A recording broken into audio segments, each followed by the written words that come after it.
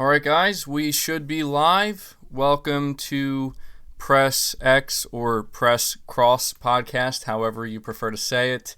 I think we have some really good topics to talk about today. I hope everybody is staying safe. I hope everybody is doing well. We have already about 160 people here, so be sure to hit the like button to help the stream out. We have, as I said, I think some really good topics. We have a bunch of things to talk about and go over. Obviously, we have a lot of very interesting PlayStation stuff to talk about. So I want to welcome everybody. Obviously, I can't say hi to everybody individually, but I want to definitely thank everybody for taking the time to be here and hang out with me on this Sunday. So to let you know right off the bat, some of the topics we are going to be talking about, as the title says, we have apparently some new PlayStation 5 game reveals that are expected to happen very soon. In fact, as soon as next month. And I want to take some time to talk about what these games are. Something else that I think is pretty interesting we're going to be talking about is what some developers had to say recently about the PlayStation 5's capabilities, specifically with the SSD, but also kind of comparing the power of the PlayStation 5 to the Xbox Series X. And I definitely have some, opinions on that and some interesting things to say. And I see a lot of you congratulating me on hitting 50,000 subscribers. And so, I want to thank you guys for helping me hit that incredible milestone.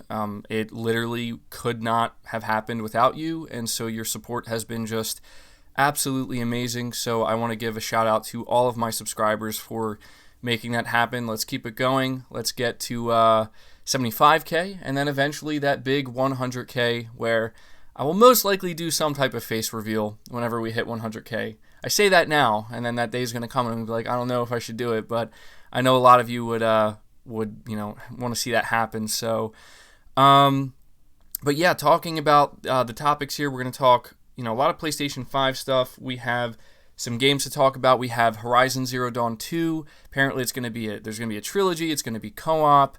And then we're also going to talk about Days Gone, because this is the 1-year anniversary of Days Gone, and I'm sure many of you know how I feel about that game. And so I just kind of wanted to take some time to not only celebrate it, talk about it, because I did go back and play it a little bit more recently. You'll see gameplay in the background. But I want to talk about a potential sequel as well. So I think we have some really good stuff here today. Oh, and we are also going to be talking about Xbox and how in May it seems like there's really going to be some big stuff happening for both PlayStation and Xbox, but Phil Spencer on Twitter was actually teasing that we're going to see some game reveals soon. So that's definitely exciting as well. So as usual, but before every podcast, one of the main perks that my channel members get here, because last week was just fantastic. We've doubled members here on the channel, which was just incredible. And so one of the perks that you get is I will shout out your username in the intro of the podcast, which we're going to do here. But I do want to let you guys know, especially for all of the members, that as this number continues to grow, I'm probably going to have to change this perk to shouting you guys out in the intro to potentially the outro, because I think it just might be a little bit much as we start to climb the numbers here before we get into the topics themselves, shout it out every time. So hopefully you guys are understanding of that. And again, anybody can join and become a channel member. I also wanted to give you guys, the channel members that is, a little update. And for those of you who are maybe considering or on the fence as to what those extra benefits are or perks that you're going to get exclusively as channel members, I am still working on them. There should be at least one more, a significant perk that's going to be added, and I'll probably have it go live in May to next month. But I'm working on 2 perks right now. But I can promise one right now. I am working on 2. We'll see how that second one pans out. But they're going to be much more significant than the perks you currently get as a member. So that is something you can look forward to. And because we have so many new members, I just wanted to make sure to let everybody know about that. But starting with the membership shout out, we have DevilChild63, Junior Jackson, Tom1XD, Texas Juggalo, Ron Pugsley, Crimson X25, Enrico Kitching, Mr. Hamster, Dieter Ruse, David Gaines, Cleans McKean, Randy Lee, JV Rod, David, Troy Ware, D Darko, Blood Rain, Darth David R, Haran, Alakandri, Mike Smith, Team Ayaz, Loki Lies Myth, Josh Zdownwick, I'm just going to call you Josh Z, J. Donald Knott, Tommy Versetti, Alex Churchfield, Spud, X, Casty L, Freeze Vamp, Velcro Apple, Crispy, Eric Williams, Joe Armstrong, Velocity, D-Doc, Arian87, Tyson Webb 509, Samuel Payne, Thundergirl, Persona of the People, and Eric Golden. I want to just take a moment to thank you guys, as I do every week, for choosing to support me directly here. Again, that's something that anybody can do, and you will get some exclusive perks, and this being one of them, you get a shout-out.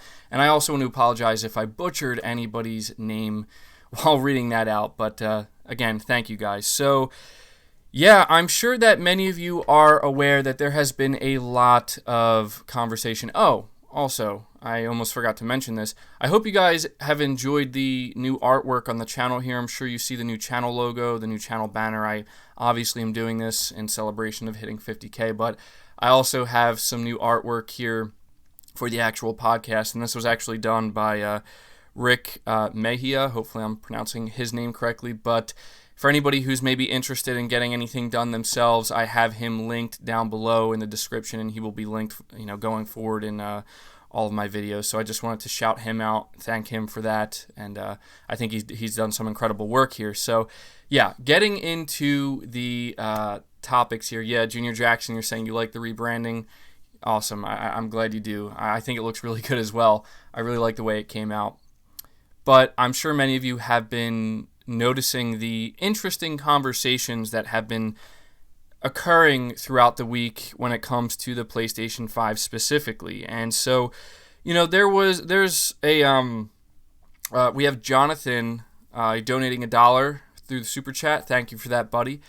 There has been a lot of conversation around the PlayStation 5 versus the Xbox Series X. And I know that this is basically something we talk about on a weekly basis, but this past week in particular, there's been a lot of conversation because last week during, I believe it was the RDX podcast, there were two developers on that were actually just straight up giving their opinions on these consoles, and they had some really interesting things to say. Unfortunately, it seems like there were some outlets that were kind of misinforming people and misquoting Chris Ganell, I think that's his name, but the former Sony developer. And so what I wanted to do is go over some of the interesting things that I believe these developers had to say during this podcast. And, the biggest thing that I think was said, or there's two big things. There was Chris Ganell, that was, he's a former Sony developer.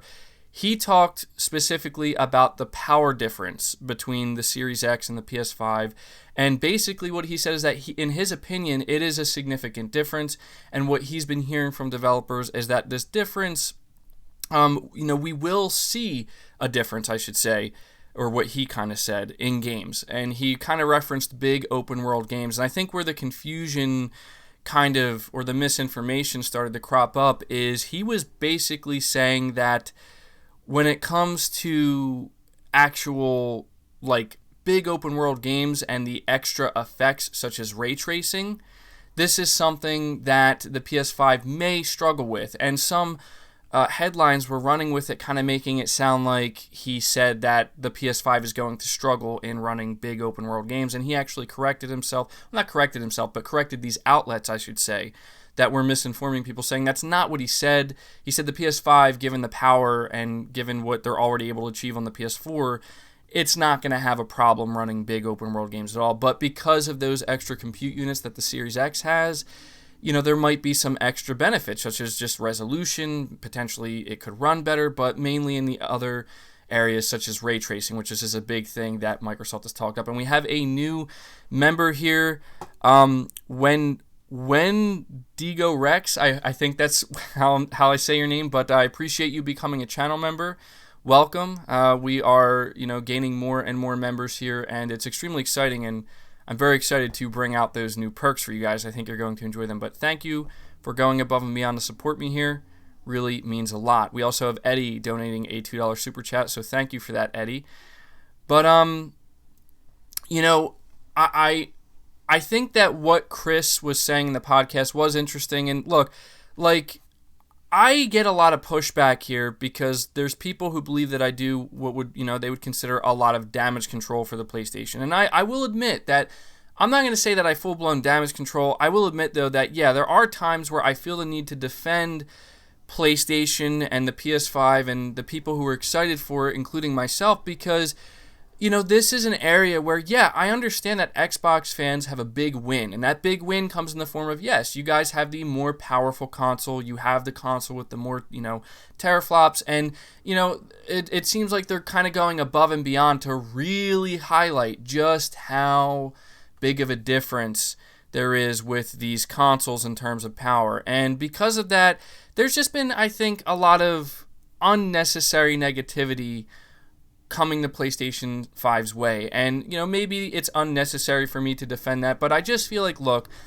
there's a lot of different developers saying a lot of different things. And so I feel as though if people are going to be highlighting the things that developers are saying, such as, the Xbox Series X is a beast compared to the PS5, and it's going to be doing ray tracing, or it's the only console that's going to be able to do real-time ray tracing, which I don't know how much truth there is to that.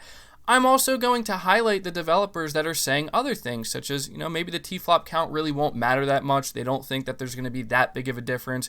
There's a lot of developers expressing their excitement about the PS5's SSD and I/O throughput. And, just as I'm highlighting what Chris said in that during that podcast, specifically, talking up the Xbox Series X and basically saying that you can't really, Sony can't really make up for that compute unit deficit. Like, there's not really anything they could do, technically. At least that's what he's saying.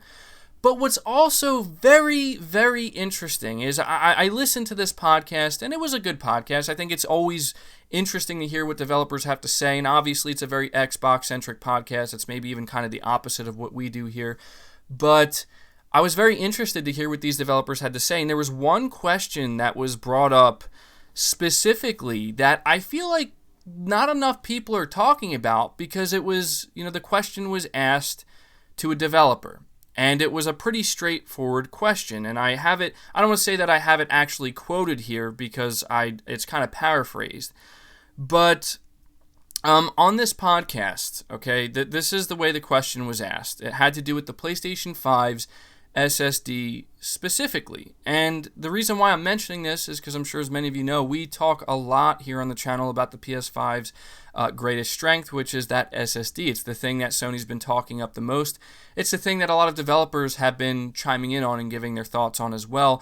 And not just developers. I'm sure many of you have also caught the content that I've created where I've highlighted some individuals such as Cortex, who is a PC enthusiast, basically breaking down both consoles, and in his opinion, he's basically saying that this SSD really is a literal game changer, at least when it comes to what Sony can do with their first-party games, which, in my opinion, is the most important aspect, right, to a console. Now, I'm going to get more into that in a little bit, but to kind of go over this quote here, or this paraphrase, the question that was asked on the podcast, again, I don't see many people mentioning this. I see a lot of articles and headlines being written up about what Chris said, which is fine, right? Like, he said what he said. He had his opinion, and I'm not trying to go against that or argue it. He's a developer, and I respect his opinion, and what he has to say, even if I may not agree 100% with it. It's always interesting. But there was also another developer on the podcast who goes by the name Optimus Code, and I think he had some really interesting insight as well. And this is what he was asked. So on that podcast, this is what the panel asked Optimus Code, and the question was, okay, can the PS5, because of its increased speed, produce better graphics and better overall visual fidelity and overcome the deficit of the weaker CPU and GPU? Now, this was a question that I do believe, some people on that panel were expecting a very specific answer to, because many of them believe that this is something that cannot be done. Okay, and I want it to be known that I'm not really the person here that's been saying, at least I don't feel like I have been. I haven't really been saying that the PS5's SSD is going to produce better graphics than what we see on the Xbox Series X. I'm not saying that because I don't really know if that's possible. What I am saying is that it seems clear to me that what the SSD considering how much I/O throughput it's going to offer, considering how, those insane speeds, I have to imagine that one of the specific reasons why Sony opted to do this is because it has the ability to produce better visuals. And so I believe the answer that people were expecting to hear from this developer is no, that is not possible. However, this is what Optimus Code has to say about it. He said that it can, 100%. Yes, it certainly can.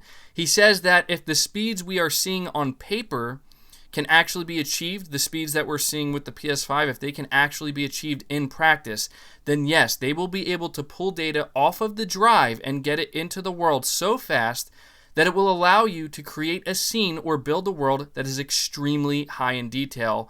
And he said that the detail is in the data, and the data has to come off the drive.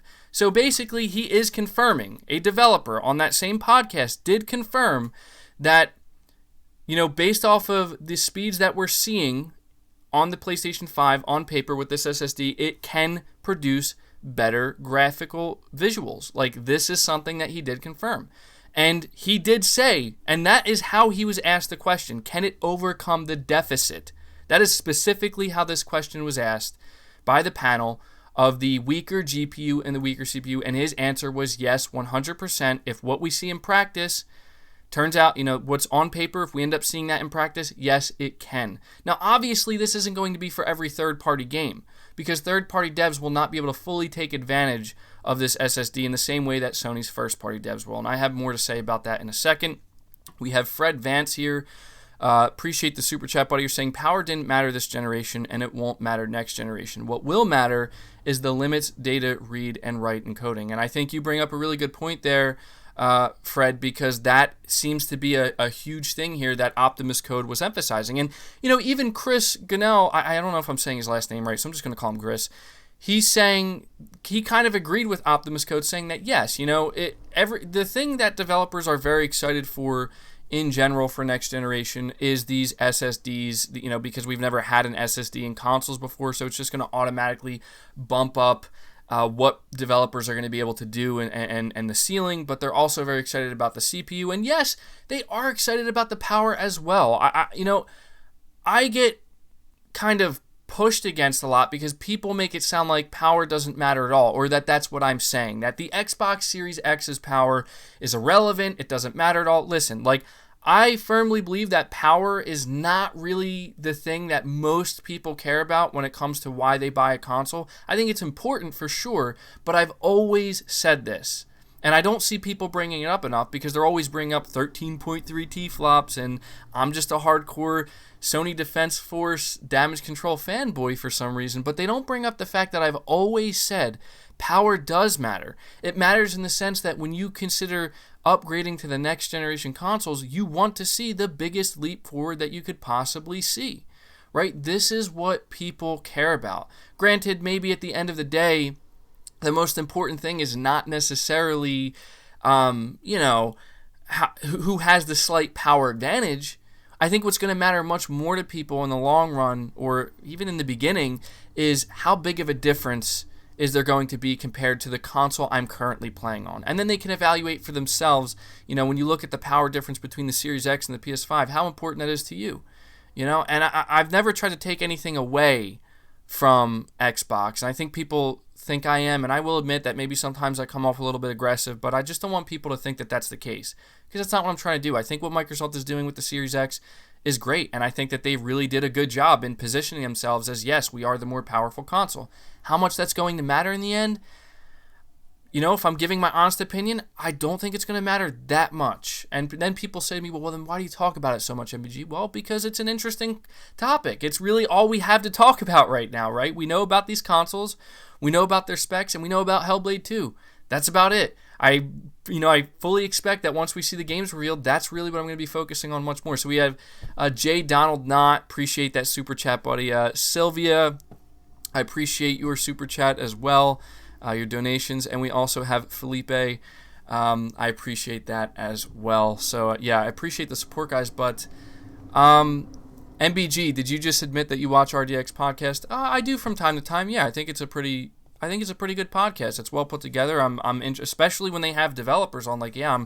I'm interested to see, because I know it's an Xbox-centric podcast, and they do talk about PlayStation as well, just like we do talk about Xbox here on this podcast. I'm always interested to hear what developers have to say, and I'm glad I listened to this one because, yeah, these developers said some really interesting things. We have a developer that's basically like, look, yeah, the Xbox Series X is more powerful, and they believe that based off of what they're hearing and their knowledge of being a developer, what they know, that there will be things that the Series X will be able to achieve that maybe the PlayStation 5 can. However, there are possibly things that the PS5 could achieve, at least with first-party games, that the Series X can achieve, and we just have yet to see that. I mean, we have yet to see it for either console, but that's an area where it's like we really, even developers are, they're still kind of waiting to see what Sony's developers are going to be able to produce with the PS5 themselves, because it's kind of unprecedented what Sony's doing with the SSD speeds.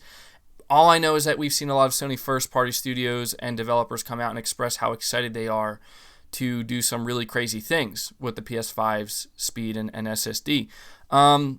We have Kiz. I appreciate your super chat, buddy. You're saying data still needs to be rendered by the GPU as well as other processes. He corrected himself later because he didn't hear the question properly. Okay. Yeah, I mean, look, like when you're listening to somebody talk, on a podcast like that, they have a lot to say at one time.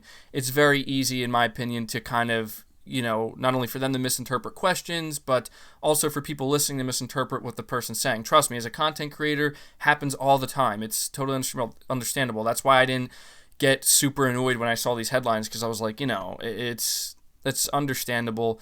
But you are correct there. I believe, you talk about how it still needs to be rendered by the GPU, but I don't know. I mean, here's the thing that I think most people are going to care about. I could be wrong, but again, I'm just trying to speak for not only myself, but I'm sure that there's a lot of people who feel very similarly to how I do when I say that I think that what Sony is doing with their GPU and their CPU, while the Xbox Series X may have the advantage in this area, I think that the PS5's GPU and CPU are going to be more than, capable of creating games that, running games, I should say, at 4K 60 FPS. As I said, I think the big difference, that we're going to see at the end of the day, like when we see Digital Foundry comparisons, are basically going to come down to like things, as I said, such as ray tracing and better effects. Like you might see third-party open-world games that have some better effects and maybe some better ray tracing running on the Series X than you see with the PS5. However, the PS5 could offer better load times for those games or better draw distances. I mean, these are the fundamental differences that you'd think about what it is that Sony is trying to go in heavy with here or hard with. They're going hard with the SSD, with the speed, with the I/O throughput, with bandwidth. Microsoft still has a very fast and capable SSD, and yes, speeds will be important as well. But, I just think that the fundamental difference between the consoles, based off of my understanding, which is pretty limited, I will admit, it seems that Sony's basically trying to give their first-party studios the opportunity to be able to do some really crazy things with the games they're developing, while still being able to produce amazing visuals, still being able to produce 4K 60 FPS, and yes, ray tracing still will be a thing. It's worth mentioning that the developers of the what's the game? I'm trying to remember. It's a game that was announced for PS5. I think it's called Quantum Error.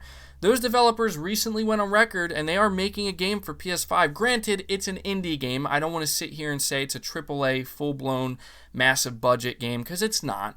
But they did say that their game is going to hit 4K 60 FPS relatively easily on the PS5, and they will be able to implement real-time ray tracing 100% on the PS5, and they went on record saying that it's pretty easy to implement on the PS5. It's a lot of work in general, for development-wise, but in terms of like how difficult or not difficult it is to make it happen on the PS5, they said it's pretty easy. So, this is where you have multiple developers saying different things, and it's always interesting to hear both sides, of course.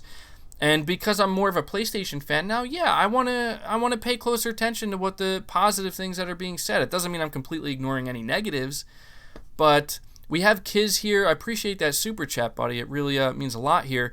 You say, I understand, and the SSD is a big advantage. It just doesn't do the same things as a GPU. Each console has its strength, and games will be designed around them. And yeah, that is true. Like, I'm not trying to say that the SSD does the same thing a GPU does, because it doesn't. It just doesn't. However, I am just highlighting the fact that we have a developer on that same podcast who, when asked the question directly, will the SSD inside the PS5, the speeds it's achieving, can it produce better graphics and better visuals to overcome the deficit that the GPU has and the CPU compared to the Series X? He said yes. He said in practice, yes. But I do agree that both consoles will have particular strengths and weaknesses, and games will basically be designed around them. And frankly, that's why I'm more excited.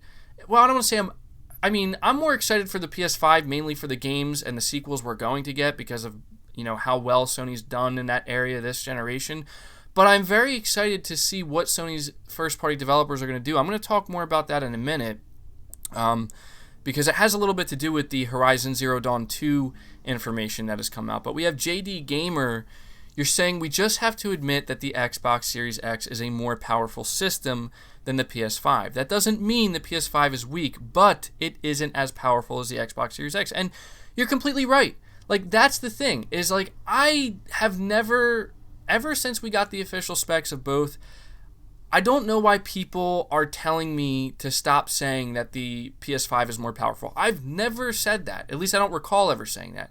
However, what I have attempted to do is try to explain to people why the PS5 will probably compete in bigger ways, in a more significant way than a lot of people want to believe. That's all I've tried to convey here on my channel. And the reason why I've highlighted a lot of what these developers are saying is because I think a lot of developers are backing that sentiment up as well, where it's like, look, we have yet to see what these consoles truly are going to be capable of in practice. We know what they're capable of on paper, and that's great, but at the end of the day, what it's going to come down to, and I feel like I have to say this every week, but the proof is in the pudding, and we're going to see the pudding very soon. And honestly, if you want to know what my real opinion is, I think we're going to be blown away by what we see on both. I mean, am I a little bit nervous, that we're going to see potentially games, third-party games specifically, focusing on them? Are we going to see a huge difference in third-party games when it comes to what we see on the PS5 versus the Xbox Series X? I don't want to say that I'm nervous. I do want to say that, yes, because the PS5 is maybe the less powerful console on paper, yeah, there could be some significant differences. I mean, it's hard to say. It really is, because I hear people such as individuals on the RDX podcast, they're saying that the difference is going to be significant. Like, you're going to see a huge difference, and people are going to end up feeling kind of shocked when they see this. But I'm also hearing a lot of other individuals, such as PC enthusiasts or developers, kind of saying that they don't think it's going to be that significant. And because I'm a PlayStation fan, I'm going to give Sony the benefit of the doubt, and I'm going to say that based off of the console they've made here, I don't think that Sony would create a console knowing, and this is assuming that they knew what Microsoft was doing with the Xbox Series X, of course. I don't think that they would create a console that would be so significantly less powerful that you're going to see a massive difference in third-party games. I just don't see Sony doing that. I'm not saying it's not a possibility. Again, we are going to have to wait to see the results at the end of the day, but that is not what I'm anticipating. I would be pretty surprised if that was the case. I wouldn't be that upset. I mean, it really depends on how big of a difference we're talking about, but something I see a lot of people bring up is that, it's important to highlight that the difference between the PS4 and the Xbox One was it was like a 40%, 30% difference, something along those lines. The difference this time around between the PS5 and the Xbox Series X is significantly less than that in terms of overall power. It's like an 18% difference roughly there. So you're going to see things, kind of look very similar. But we have JD Gamer once again. I appreciate the super chats, guys. You're saying we also must admit that Microsoft didn't buy 15 studios to sit on their thumbs. We've already seen 4 games coming for the next generation Xbox. # games are coming. And yeah, I think you're completely right. I've expressed my excitement and my enthusiasm for the upcoming announcements that Microsoft is going to have in potentially May and June. And we're going to talk about this a little bit later, where Phil Spencer is teasing out on his Twitter that they are getting ready to talk about the games. And look, I'm just of the mindset that I still think Microsoft has more to prove, okay, in that area. I think they've done a fantastic job with the console. I think their marketing has been on point. I think they've done a great job in really letting people know that this time around, when it comes to Xbox, this isn't the Xbox One. This isn't the Xbox One reveal. This isn't the Xbox One TV Connect underpowered console. This is the Xbox Series X, and it's going to be focused on games. And so I think in terms of hardware, they've absolutely nailed it. I think Sony's nailed it as well. I think they've both done a fantastic job. I think that as of right now, Microsoft has hit some better marketing beats, but that's, I think, because Sony hasn't really put their marketing in full force yet. And I think that's helped build more excitement for Xbox, and I do anticipate that, yeah, we're going to see some games. There's no doubt that they bought these 15 studios, and they're bringing on all this new talent and actually trying to take talent away from Sony and other well-known developers and publishers to make great games. And that's what we want at the end of the day. That's what I've always wanted. And I know that people get upset because they're like, you need to stop damage controlling Sony and constantly taking a dump on Microsoft. And it's like, look, I get that maybe I can come off as a little bit defensive at times and a little bit like, Sony Defense Force. But the truth is, guys, I just want great games, and I'm obviously through and through a PlayStation fan now. I'm still an Xbox fan to the extent that I want to see what they're going to produce, and if they produce some exciting looking games, I say it pretty much week in and week out, I will be there playing those damn games. Like, I'm not going to not play a game because of the platform it's on and because of past mistakes. I'm just not going to do that. Like, that doesn't make any sense. So I agree with you there, but to kind of finish up what we're talking about here, because as you can tell, I've had a lot to say.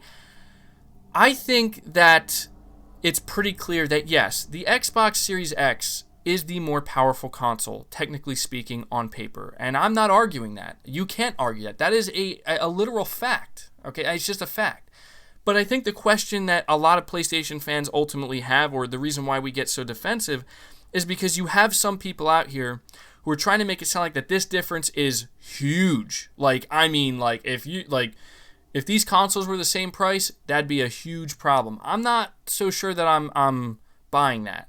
I mean, I would have to see that difference, right? Like, that's what it comes down to. I would have to see that difference to believe that. I'm not going to assume that. What I'm going to assume is that Sony has produced a console that will compete when it comes to next generation visuals, when it comes to next generation games, when it comes to what people hope to see in terms of how big of a difference there will be between the PS4 Pro and the Xbox One X and what we see on the PS5. There's no doubt that Microsoft has done the same thing as well, obviously.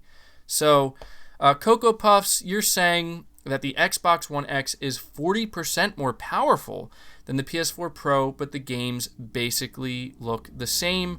The Xbox Series X is only 15% more powerful. Why the overreaction? I think you do bring up a really good point there. I mean, I don't know if I'd go as far as to say that the games look the same. Like, I'm not expecting PS4 Pro games to look the same as some of Microsoft's first party or even third party games that we see running on the Series X. I think that's just a little bit unrealistic. However, I do think you bring up a very good point where you're basically saying that, the Series X is about only 15% more powerful than the PS5 roughly. And I agree. Like, I mean, maybe I'm overreacting because I pay too much attention to what the other side is saying. And by me paying so close attention to what the other side is saying, they're saying that they believe there's going to be a huge difference. They believe that the Xbox Series X, is basically, I don't want to say it's going to crush the PS5 because they're not saying that, but they're just basically saying that if you plan to buy a PS5 and that's where you plan to play most of your games, you're going to have like games that just look and perform significantly worse than the Series X versions. And I'm sorry, like, I'm not buying it. I'm not buying it. Like, if we see that and that's what ends up happening, then I'll be like, oh, okay, I was wrong. There is a huge difference. But something else that I feel like needs to be continually highlighted here is when we're talking about these differences, I think it's important for each individual to determine for themselves what exactly these different, like how important are these differences to you, right? Like, so when it comes to ray tracing, I think this is a really good example. This is something that we heard Chris say that he firmly believes, and I think it's just kind of obvious. I mean, there is no doubt that, yes, the Xbox Series X has significantly more compute units than the PS5, and because of that, I am expecting ray tracing to be something that the Series X potentially does better or has a big advantage in. The question then becomes, how significant is that to you? How significant is that to me?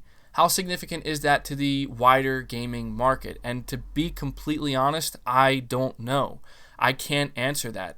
I would have to see for myself the difference in ray tracing. Like, what is ray tracing on the PS5 going to look like versus what is it going to look like on the Xbox Series X? But then I would have to determine myself, how important is that visual difference if there really is any in the first place, right? And I think that this is where people, including myself, I think maybe get a little bit ahead of themselves, where we get so far away from what most people truly buy consoles for at the end of the day, and it's always a visual thing, right? Like, I think this is honestly one of the biggest reasons why Microsoft went all in with the power factor and the GPU and the compute units, because they know, and this is just marketing 101, they know that visuals mean a lot.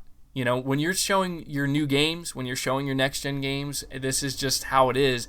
When you show the next generation, people are going to be tuning in with their eyes, and they want to see those visuals pop. I mean, one of the big things that people said with Hellblade 2 is, wow, look at those graphics. Granted, I don't think that's what the actual gameplay is going to look like graphically. It might, but nonetheless, like, they're saying this is what you can expect on the Xbox Series X, and people are excited to see that because visually it just looks amazing. And I expect we're going to see the same thing with the PS5, especially. I mean, yeah, third party, of course, but especially from those first party games. Like, we're going to be talking about Horizon Zero Dawn 2 later because we have some, report on that. What do you think that game's going to look like? You think that game's not going to compete with Hellblade 2 or any of the other games that Microsoft is going to have? I think it will. And so, I don't know. People also always bring up the argument, well, what about third-party games, MBG?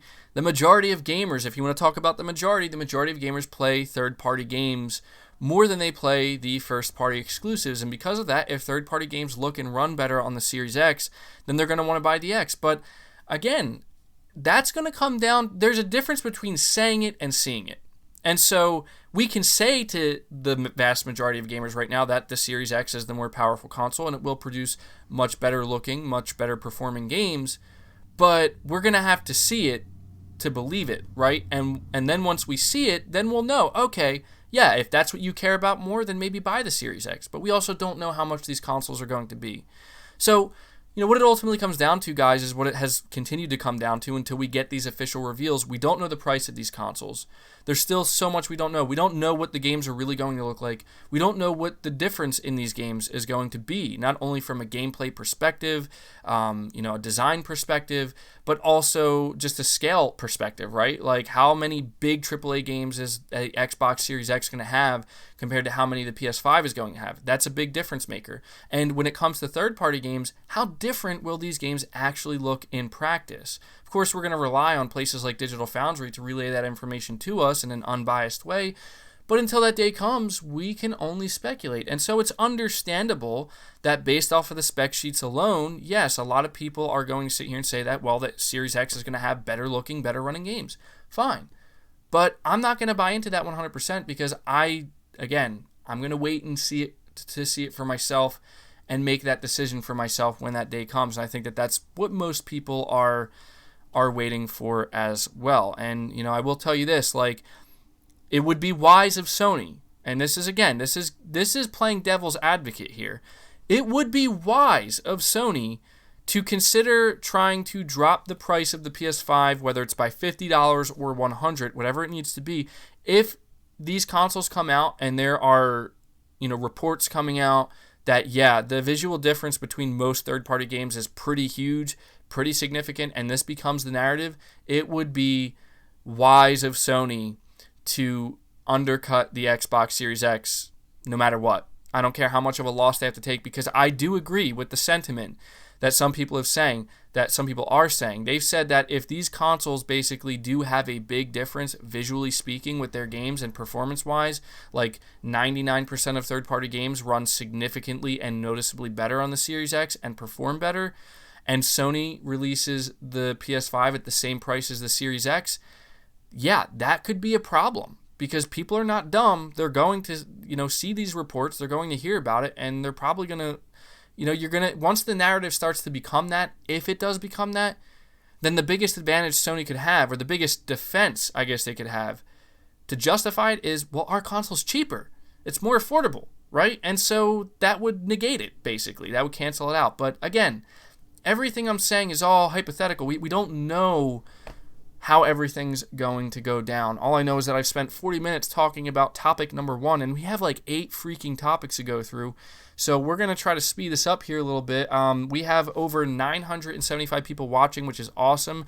Thank you guys for hanging out here with me and listening to me kind of rant. If you could do me a favor, hit that like button to help the stream out, to help the podcast out, and show your support. If we get even half of you guys to hit the like button, we'll have over 500 likes easily. Let's see if we can potentially get more than that. So looking at the super chats here, Spider-Man, you're saying you got all those channel members last week because because we want a foot or feet reveal. LOL. No, listen, I don't want to hear that, okay? Because I made it pretty clear in that podcast, or during that podcast, that we're not getting a foot/feet reveal. That's just creepy. That's not what this channel is about. Listen, maybe I was going to say maybe like 1 million or 3 million one day if we ever even get to that, which I highly doubt we ever will. But even then, if that day ever comes, I'm not doing it. That's just weird. That's just creepy. Maybe like a hand reveal or something. That's a little bit less, right? But no. We also have JD Gamer. Appreciate the super chats, guys. JD Gamer, you're saying Phil Spencer has said multiple times that Xbox will not be beat on power or price. He's delivered on power.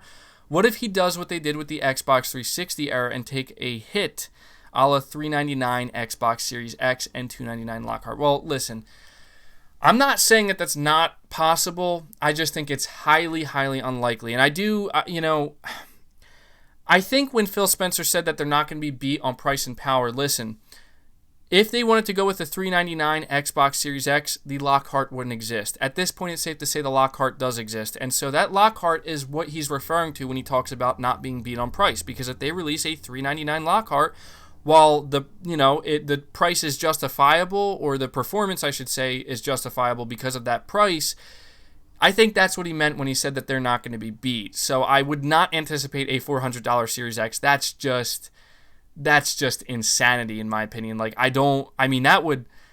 Listen, if we get a $400 Xbox Series X, then yeah, they beat Sony this time in terms of price and performance easily.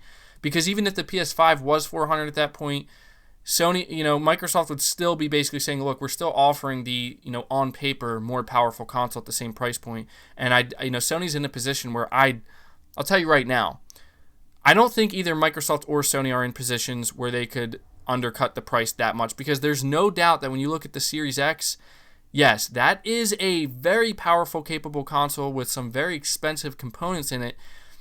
They have leeway because they're Microsoft to sell this thing at a loss, but still, they are a business. They're in this business to make money, and I know that they care a lot about subscriptions and services, but still, even they have their limit.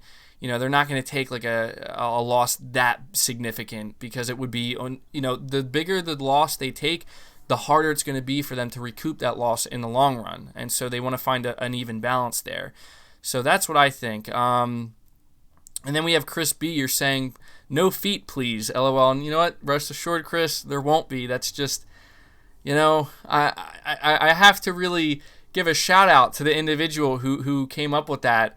And actually caught my attention to even reference it and mention it. So, yeah, we're going to move on from that. We have a second topic here, and I think this is a pretty significant topic as well. It's one I'm particularly excited to talk about because it seems like something in May in regards to both, obviously, the PS5 and Xbox is going to happen, but more specifically, PS5 game reveals. Now, we have multiple games that apparently are I don't want to say leaking out. We have to understand that these are rumors. We can't say 100% that this is going to happen, but it seems likely that at least one of these things will happen. Now, the first piece of information here that I want to convey to you guys, because I did make a video earlier in the week talking about this, but it seems like not, I'm sure there's some people who still aren't aware, but basically we have well-known industry insider who Daniel Ahmad. He's saying that because of the cancellation of E3, there will be console reveals happening earlier now, and things kind of got moved up. He also said that some things got moved back, but he did say that one of the console, or at least a console reveal, will be happening much sooner now because of this. And he didn't make it clear whether or not he was talking about the PS5, the Xbox Series X, or both. So it's kind of being left up to interpretation, but I think it's safe to say that Microsoft is doing something in May. I think that's just kind of obvious, even especially when we talk about what Phil Spencer had to say in his tweet. We have JD Gamer. You're saying they did this before. They were $1 trillion company. They took a $220 loss on every Xbox 360 to buy market share. So my question is, what happens to Sony? Well, here's an important thing you have to understand as well when it comes to, you're referencing that loss that they took with the 360, completely different management at the time. I mean, at that time, you're talking about Steve Ballmer and, I think Bill Gates was still a big part of Microsoft, but that's just how aggressive they were trying to be. And, Steve Ballmer was extremely aggressive to the point where he would, he'd be willing to do anything to undercut the competition, and maybe not having enough foresight to see that it could hurt you in the long run. And I think that is one, I don't know if Microsoft has ever profited off of the Xbox division yet. I mean, I don't know. What would happen to Sony? That's your question. I don't know. To be honest, I think Sony would be okay. I will say that if Microsoft was willing to really undercut them like that aggressively, yeah, you would see Microsoft gain back a lot of market share very rapidly. But the PlayStation brand is something that cannot be underestimated and cannot be taken, for granted. And that's something that I think Sony is well aware of, and I think Microsoft is also aware of that as well. So I don't want to say that Sony would be fine. I think they would be okay, but I think that they would have to really work on that PS5 Pro very quickly and then dropping the price of the PS5. Again, this is assuming that Microsoft would be as aggressive as you're saying they would be, taking a $220 loss on every console. That would be insane. It's not unheard of. Yeah, it has happened, and it could happen again, but I don't know, especially with the way the economy's going. I don't know. We'll have to see. But we also have Dieter Ruse here saying that you can't wait to see how many flops PS5 Pro and Xbox Series XX are going to be. Also, if Horizon Zero Dawn 2 is mandatory co-op, I'll be very sad. Well, I appreciate that super chat and your continued support here on the channel. I agree, it's going to be interesting to see if we do get mid-gen refresh consoles once again. I think it's safe to say we will, and that's going to be interesting. I mean, you have to imagine that if that were to happen, Sony's going to want to get out ahead of the Xbox and basically reclaim that power crown. But they also might want to wait. Let Xbox do their mid-gen refresh, and then Sony could do an even more powerful console. And it's an arms race basically, to see who can get the more powerful console. There's no doubt that, while I do think Sony was very intentional with the console they built, there's no doubt that they would love to have that power factor just for the marketing ability alone. That's why Microsoft is so happy. That's why Phil is sitting back saying, I feel even better about our console once we saw the PS5 specs, because he knows we got that marketing advantage. And that's something that goes a long way. And when it comes to Horizon Zero Dawn 2, mandatory co-op, I don't think it's going to be mandatory, so I wouldn't worry about that. But talking about these new game releases, apparently there is a new Crash Bandicoot game that has been in development for 3 years. And so it says here that a new Crash Bandicoot game, it could be a timed exclusive or even a full exclusive, although it's much more likely it will be a timed PS5 exclusive for 1 year, just like the Insane trilogy was, is being reported on Twitter by a Portuguese journalist guru. I don't have his name, but he is a journalist, and he says it appears that this new entry in the series will be on its way very, very soon. A lot of people are predicting a May reveal, with the industry figure claiming that the game has been in the works for a whopping 3 years. Alongside that, it appears that the title is intended to ship in tandem with the PlayStation 5. So we could be potentially looking at a launch exclusive Crash Bandicoot game that has been worked on for 3 years. And he went on to say that he's claiming anyway, this journalist is claiming that the game will be fully unveiled very soon. And on top of that, I did notice that on the Crash Bandicoot official Twitter account, they were teasing something. I think they put the little checkpoint box and they said, like, what's in the box or something like that. And a lot of people caught on very quick and they're like, it's a new Crash game, duh. So, I mean, I think that would be incredibly exciting in itself, but that would be huge for Sony. That would be huge. And this, in my opinion, this lends credence to the idea that Sony is going to be talking much more about the PS5 in May. Now, I could be wrong. This could be a separate announcement, but I do believe this. I do believe that Sony, this is a deal that they would want to pursue with Activision, especially considering how well Crash Bandicoot has sold, the Insane Trilogy and Crash Team Racing. But if you recall with the Insane Trilogy, that was exclusive to the PS4 for 1 year, and it sold, I believe in total, it sold 10 million copies. That's probably accounting for other platforms as well after the fact, but it was a huge sales success. And I think Sony saw that, and Sony obviously sees the advantage of having this game as a timed exclusive. And you know how synonymous Crash Bandicoot is with the PlayStation platform. So I 100% believe this, guys. We already know that Activision has confirmed, at least I believe they confirmed, and if it's not confirmed, it's confirmed by the Gaming Revolution, the guy who pretty much works at Activision and just doesn't work there, but he has his inside sources. He's pretty much saying that, yeah, there's new entries in the Spyro and Crash, series coming, and, this isn't a remake. And I find this interesting. I'll tell you this right now, guys. If we see Crash Bandicoot, a new standalone Crash Bandicoot game, not a remaster, not a remake, made exclusively for the PS5, and even if it is a timed exclusive for 1 year, absolutely huge for Sony. I'm telling you, that's huge. That is huge. Granted, I'm not the biggest Crash Bandicoot fan. Even I'd be excited for that. But get this. We have another game that is apparently set to be revealed, not released, be revealed in May as a PS5 exclusive. Before we get to that, though, we have Julian becoming a channel member here. I want to thank you for that, buddy. That's 2 members we have now. I know that right now you're only seeing 2 perks that you get, that being the podcast shout out on a weekly basis and the PlayStation logos or badges next to your name, but we have more perks coming in the future, so I want to thank you for going above and beyond and choosing to support the channel here directly. I've seen some tremendous growth on the channel here recently, specifically with the members, and I honestly, it's hard not to just feel like I want to continually thank you guys, because it's really saying something to go above and beyond to do that. I mean, I've seen some, and I'm not naming names because I don't even know their names, but I've seen on like Twitter, I've seen people show up in my feeds where they show like these Twitch streamers like basically saying that people should be subscribing to their channel and becoming channel members and paying $5 a month, and that's not asking anything at all. And I'm just like, you people are out of your damn minds if you think that. Like, people going out of their way to support you directly, even if it's $5 a month, like, dude, that's huge. Like, supporting content creators directly, that's a huge thing, and I just can't believe there are actually people out there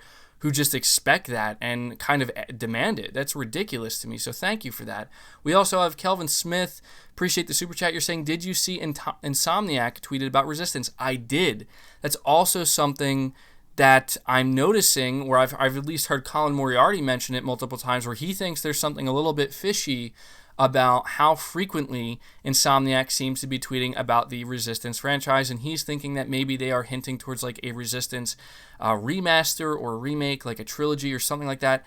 That would be awesome. As somebody who's never experienced the Resistance games, I would be all for that, and I've seen a lot of people express how excited they would be for it as well. So yeah, I think that's definitely a possibility. I did see it, and hopefully we'll hear more about that. But getting to the second game reveal that is apparently coming, right? And this is one we've been talking about on a weekly basis. I gotta let you know. Yes, it's the Silent Hill PS5 game, but this, it's just not going away, guys. It's not going away. Konami tried to put out the smoke themselves and put out the fire, but this fire is burning bigger and brighter than ever before. Edgy Clementine, appreciate the super chat. You're saying Digital Foundry said the DualSense has more features than the Xbox Series X controller and is more expensive to build. PS5 is still superior in so many ways in console design with 10.28 T-flops. Well, I agree. I think that a lot of the things that Sony is doing, again, they're going to have their own features, I guess you could say, or their own build it's going to have its own advantages, is what I'm trying to say, over the Xbox Series X. And sure, that may not just be raw compute power, but there's a lot of other things that Sony maybe decided to invest in. And, you heard it from Mark Cerny himself. He said that when it comes to the PS5, it's a balance between, revolution and evolution, where they don't just want to completely evolve and only evolve, right? They want to try to revolutionize some areas of the console gaming space and game development. And you know what? I'm sorry. That's more exciting to me than raw compute power. It just is. I know that Microsoft, Microsoft to me seems more about getting back to what they did best, in the past, which is powerful hardware and hopefully some great games that convince you to buy that hardware. And I'm all for it. They need to get back to that.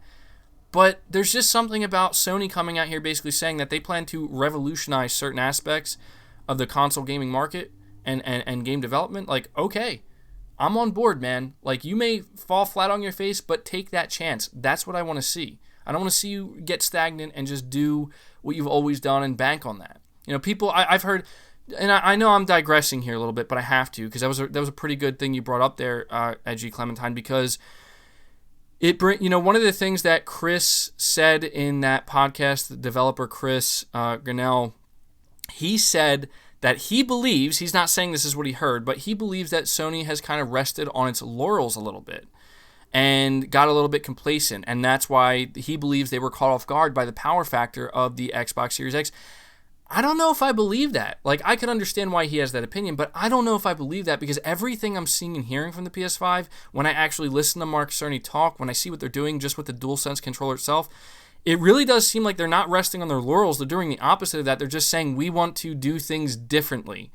We want to not just play it completely safe. We want to try to take some risks and do things differently. Just look at the damn color of the freaking DualSense controller and the way it looks, and all you got to do is just look at it to know that, yeah, they're doing things really differently this time, guys. And again, they could fall flat on their face, but I will always, just like they did with Death Stranding, right? I've said that I've given Sony a ton of credit for taking a huge chance on that game and marketing it as a massive AAA game and giving it that budget, knowing that this isn't going to be for everybody. And that takes courage, that takes guts, and good for them. Good for them. Julian, I appreciate that super chat as well. I didn't miss it. But getting back on topic here, the second game that is apparently heavily rumored to be revealed in May is the Silent Hill PS5 exclusive reboot.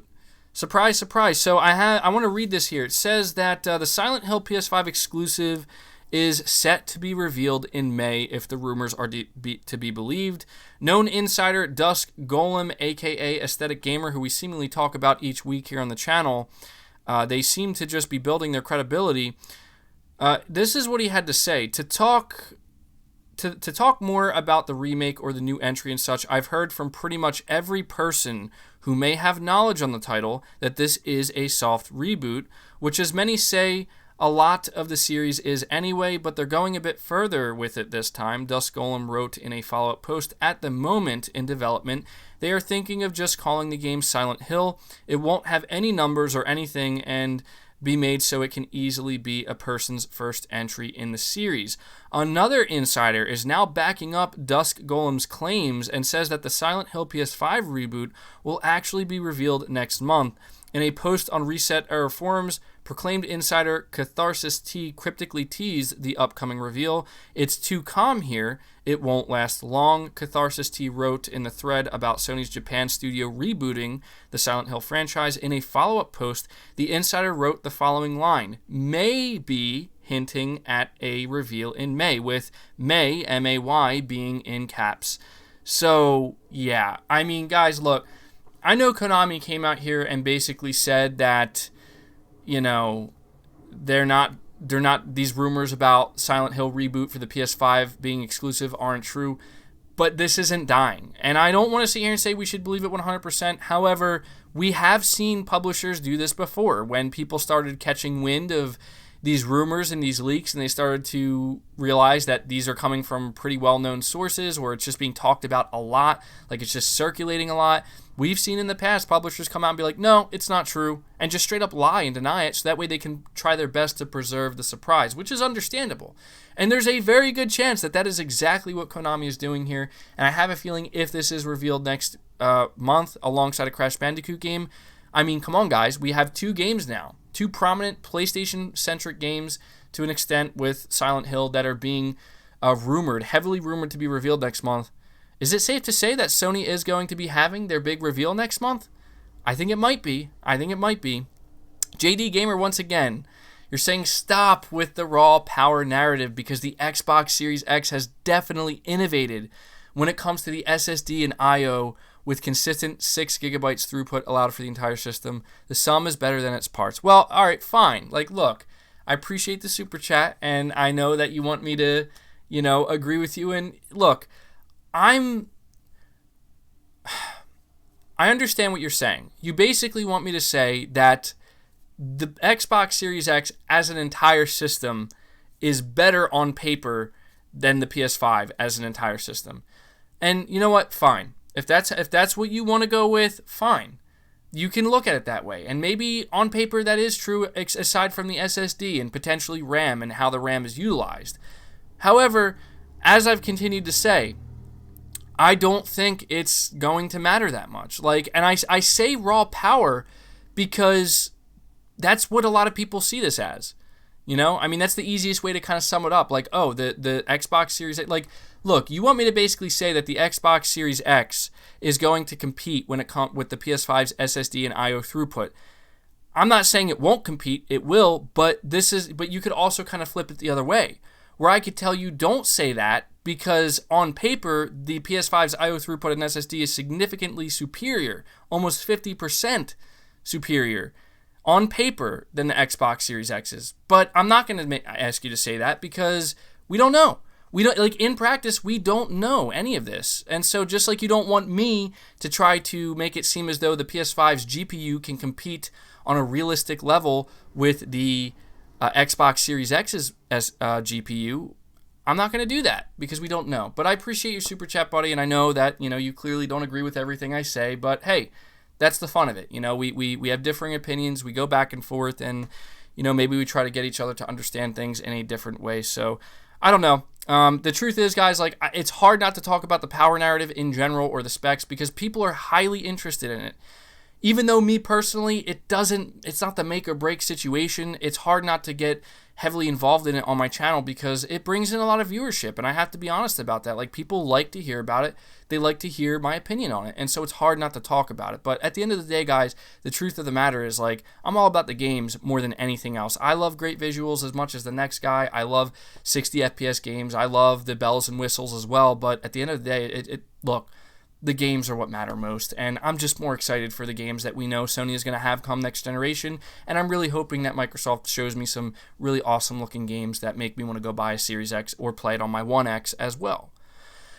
Whew, man, I have been doing a lot of talking here, just kind of nonstop, but what do you guys think about these game rumors with, we have Crash Bandicoot, we have Silent Hill, they're heavily rumored to be revealed next month. Are you thinking that the reveal is actually going to be next month, and do you think that we are going to see these games? And here's a better question. If we do see these 2 games revealed, how impactful do you think they're going to be? Because I'll tell you right now, these 2 games alone will be huge. Even though if Crash Bandicoot is a launch title, that will be huge. I don't expect Silent Hill, if it's real, to be a launch title, but I think it will still be just as big, if not bigger.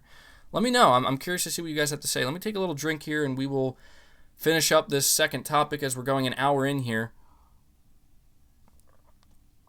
I always hate that. I feel like it's so awkward every time I take a drink. There's just a couple seconds of dead air. You can probably hear me drinking. It's just weird.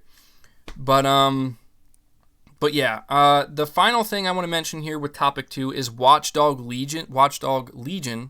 Watch Dogs Legion. I don't know, Watchdog Legion, I think that's what it's called, is set to be a PS5 launch title. It says VGC reports that Legion is currently planned as a PlayStation 5 launch title. It's set to debut alongside next-gen consoles. You know, it's obviously a multi-platform game from Ubisoft, suggesting that there won't be a current-gen version releasing before then.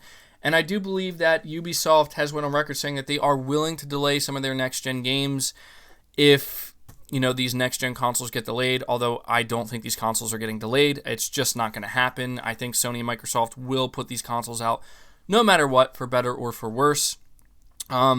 Says here, if true, it's an unsurprising development, but has interesting implications. For starters, it would probably mean that the next Assassin's Creed title, which we know is coming, won't be on PS5 at launch, reason being that Ubisoft will not want to release two of its heavy hitters on the same day. The same is true for something like the aforementioned Gods and Monsters. It's also worth noting that Watch Dogs Legion has been confirmed as a cross-gen title for a while now. As far as back as E3 2019, developers have been calling Legion a game made for PlayStation platforms. Then in October last year, Ubisoft said Legion would utilize the PS5's features. See, check this out. October of last year, Ubisoft said that Watch Dogs Legion would utilize the PS5's features in, quote, extremely interesting, unquote, ways. Well, actually, extremely interesting ways, unquote. So, yeah, I mean, I just think that this is interesting. DevilChild63, you're saying you missed a super chat from Jackie. Uh-oh. Well, I appreciate you super chatting to let me know I missed a super chat, DevilChild. You really got my back here. Let me go back. I apologize if I miss any. I may have to start at the end of my podcast kind of going back through. Oh, wow. Okay, so hold on. Give me a second here, guys. I feel super bad if I miss anybody's super chat. Jackie, I don't know what you said, but DevilChild, if you could maybe retype what they've said for me in the chat, and I will try to find it, because it's, you know, this chat goes so quick and I'm trying to read. I feel super bad if I miss anybody's. Yeah, I don't even see it here. I could probably pull it up. I'm sure there's a way to pull it up. And I have more super chats coming in here, so let me get to these so I don't miss these as well. We have Persona of the People, Sup MBG, just going to randomly take a second to say the last podcast was wild with the memberships, huh? And yes, it was very wild. It was intense, and it was awesome, and it made me feel really good that people are willing to support me in such a way. And also, love how things are going for you. Keep up the great work, man. Well, you know what? I really appreciate that, Persona of the People. I appreciate your support. I appreciate everybody's support, and things are going good, and you know what? Let's just keep it going, guys. Let's keep it going. We have Eric, you're saying Series X equals 12 teraflops equals 8K cartoony games. So Eric is coming in, taking some shots here. I will admit, I think Microsoft has a lot of cartoony games, but, I'm interested to see what they do with all this power in terms of what they can make happen with photorealism. Let me, why can't YouTube should make a separate box for super chats. I don't know if they do. Like, if they do, I'm not aware of it. I think actually, hold on. I can probably bring it up here. They do have a supers section. I'm looking at it now. Jackie. Okay, here we go. I apologize for that, Jackie. You donated $2 and you said, MBG, give Nintendo a chance like you did with Sony. And so, to bring that up, the thing is, and I think you guys may find this interesting, I actually do have Switches in the home here, and I do occasionally play them. The thing is, Nintendo's games, I like them, but I like them in a different way. Like, for me, when I get into Sony's games, like, they're the more mature-themed, hardcore games that I look for, and those are the types of games I like to play more often than not. That's not to say I don't like the less mature games and the games that are just more about gameplay than anything else. But when I play Nintendo, for me, like, that is truly just like a casual experience where I'm playing with my friends or my family, or I'm just, I'm playing Super Smash Bros. It's not like I'm not sitting down for hours at a time playing a game on my Switch. You know what I mean? For me, it's more like casual playing with family and friends, and for me, that's just what it is. So It's nothing against Nintendo, but I just don't have that same passion for Nintendo. And, I have given them a chance. But it's, that passion it's not on the same level. So hopefully you understand that. And hopefully you feel a little bit better knowing I do support Nintendo to a certain extent here. Mortimer, hopefully I'm saying Davis. I apologize if I butchered your name, buddy. But you say, why buy Xbox when it stands for 666 and Billy wants to kill us all with the vaccines? Okay, well, you know what? Listen, that's outside gaming territory. All I'm going to say is I think people have many different reasonings for why they do or do not support specific brands, companies, or products. And I think that everybody is entitled to those reasonings. And so if that's your reason for not wanting to support Xbox, then more power to you. I have no comments on that because that is getting into some very slippery slope territory that, frankly, this podcast isn't really about. So that's all I had to say on that matter. But I do appreciate your super chat nonetheless. But yeah, guys, we still have some topics to go through here. So we are over 1,000 concurrent viewers, which is absolutely amazing. You guys are showing tremendous support lately with the podcast and on the channel in general, but specifically with the podcast. We're continuing to grow, and I just love this interaction that we have here. So do me a favor, hit the like button. We are already at 425 likes. So if we can get that to 500 or even beyond that, that would be absolutely fantastic. The only reason YouTubers ask for likes so much is because they play an absolutely vital part in the YouTube algorithm, which is everything to us. So that's why we always ask for likes, in case you're wondering. It really helps it out more than you know. But we are going to move on to topic number 3 here, and I think this one's pretty interesting. I don't think I'm going to have too much to say on it simply because I spent so much time last week talking about it, but it is worth following up here. And we're talking about Xbox specifically, and Phil Spencer taking to Twitter to let us know that they will be showing new games very, very soon. And in my opinion, this alone gives credence to the rumors that we've been hearing that in May is when we are going to get that big Xbox event where they're going to focus on hardware and games, but they're also going to have a dedicated games event in June as well. I see some people still in the comments congratulating me on 50K, and I want to say thank you guys for acknowledging that. It's a huge milestone here on the channel. But Phil Spencer tweeted out that it won't be too much of a wait until we get more game announcements in regards to their next-gen plans and games. And we have Mr. Davis once again following up saying, I love your show, bro. Keep it up. It's more timer. More timer. Okay, well, thanks for that correction. I apologize for butchering your name. Or if I'm still butchering it, I apologize. But appreciate the super chats, buddy. They mean a lot here. And so this is exactly what Phil Spencer tweeted out. I'm going to read it to you guys. It says, he put out, reviewed plans yesterday for continued sharing through launch. Team is doing great work and adapting. I've never been more excited about Xbox plans. We've heard you. You want transparency/authenticity. We plan to keep showing that way. Next step is not too much of a wait. And then he quotes games. Or he puts in parentheses, games. So there you go. We have Mr. Spencer coming out here letting us know that the games are right around the corner. And to be completely honest with you guys, this is where my hype and excitement for Xbox really lies right now.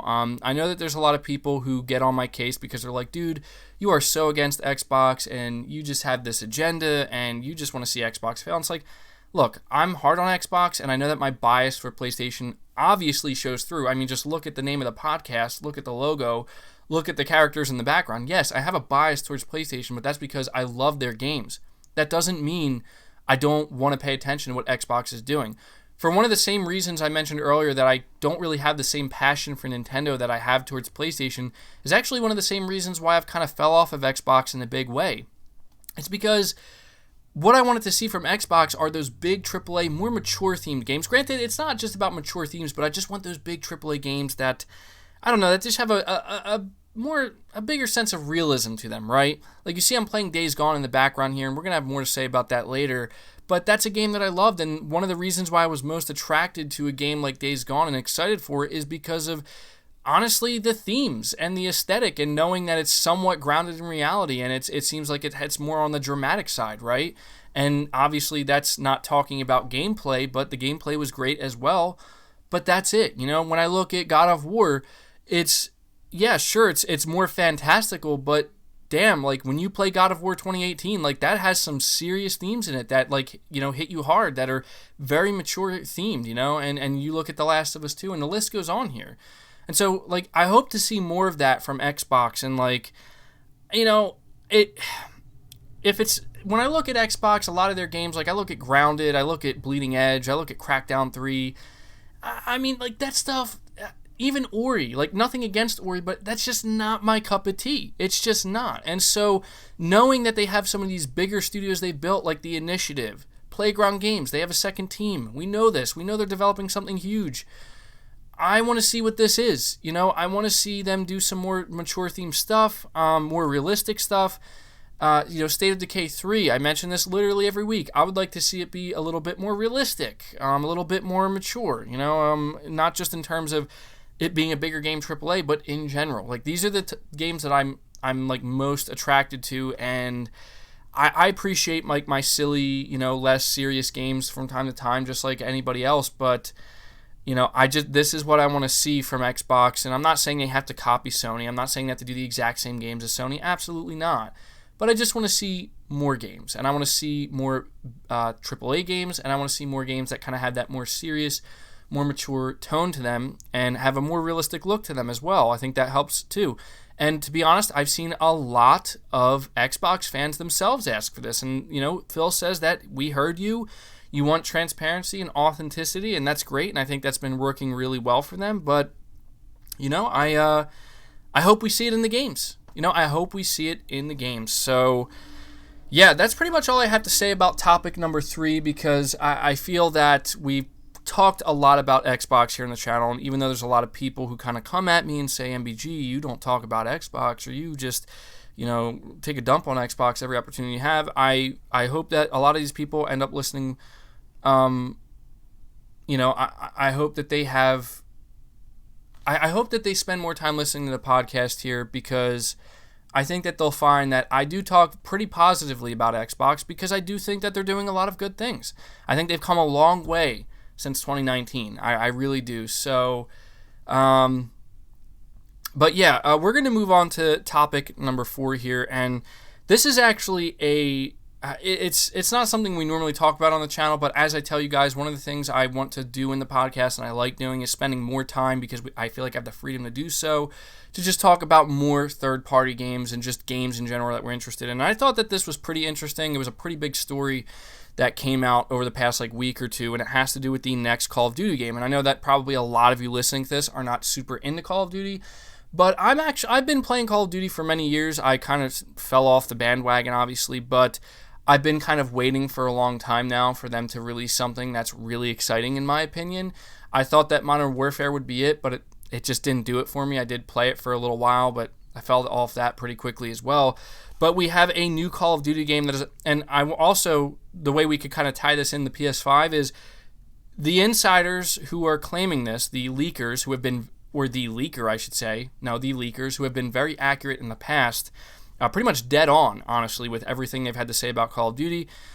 This, in my opinion, does potentially tie to Sony having their big PS5 reveal in May, because Sony and Activision have a marketing deal with Call of Duty. They've had it for many years now, and that has continued. So it's safe to say that the next Call of Duty will be marketed alongside the PS5 or PlayStation in general. And apparently the next Call of Duty game is set to be revealed in May. So just like Crash Bandicoot and just like Silent Hill, apparently. And it says here that the reveal will happen since... I'm getting all my wording here mixed up because I have a bunch of crap written down. But it says, this new Call of Duty apparently will be set in Vietnam. And as of right now, based on inside sources, is just being referred to as Call of Duty Vietnam. Reportedly, the campaign is being handled by Treyarch, and Sledgehammer is actually the studio that's handling the multiplayer. And we also have Jason Schreier, who talked a little bit about this, and he said that he's hearing similar things. He's hearing that this game is being referred to internally as just Call of Duty Vietnam. and that apparently he's claiming that it's not going to be a reboot of the Black Ops series. And I think that's interesting because that's what we've been hearing. A lot of people have been saying that apparently Call of Duty 2020 is going to be a reboot of the Black Ops series, just like Modern Warfare in 2019 was a reboot of the Modern Warfare series. He's saying that's not what he's hearing, and he thinks it's going to be connected in some way to the Black Ops series, but it's not going to be rebooted. And I find this super interesting. We also have the Gaming Revolution. That's another source that is saying this. The Gaming Revolution, for those who don't pay attention to any Call of Duty news, he leaks everything about not just Call of Duty, about Activision with 100% accuracy, and it's surprising. I don't know, Activision must hate him because of that, but he's also saying the same thing. He's saying that the next Call of Duty is set to be revealed in May. In fact, I think that's where this is coming from, and he's saying it's going to be based in Vietnam. And I find it incredibly interesting that Treyarch is the one handling the campaign and Sledgehammer Games is doing the multiplayer. I say this because, we heard that apparently they were having a struggle, the next game in line was meant to be developed by Sledgehammer Games alone, but apparently they were not getting along so well, or just it wasn't coming together, and so Activision had to make the executive order to, make Treyarch kind of take over development and make it come together. And so now we're going to see a Call of Duty game that's being stitched together. I hate to use that terminology, but that's clearly what it is. Stitched together with these two massive studios. And to give my thoughts on it, first of all, if this is true, okay, if we see a Call of Duty game, announced next month and it's Vietnam, it's Vietnam-based, I'm going to be over the moon with excitement because I've always wanted to see that.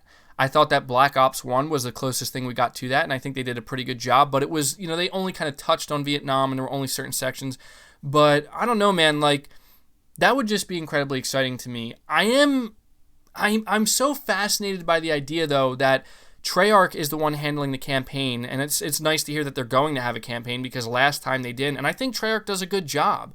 I'm happy to hear that because I think Treyarch, the Black Ops campaigns, most of them, at least the first two anyway, and maybe 4, I don't know. Wait, 4 didn't even have one. Yeah, 3 was terrible, but Black Ops 1 and 2 and even World at War, they had great campaigns, and so I'm excited for that, but I wonder how fans are going to react knowing that Treyarch made the campaign but not the multiplayer, because as most of you know, Call of Duty is multiplayer. I love the campaigns, but the multiplayer is huge for these games, and so I think people are going to be kind of torn. I mean, there was a lot of people who liked Call of Duty World War II, which was the last game that Sledgehammer developed themselves. But I think they're going to have to be careful, right?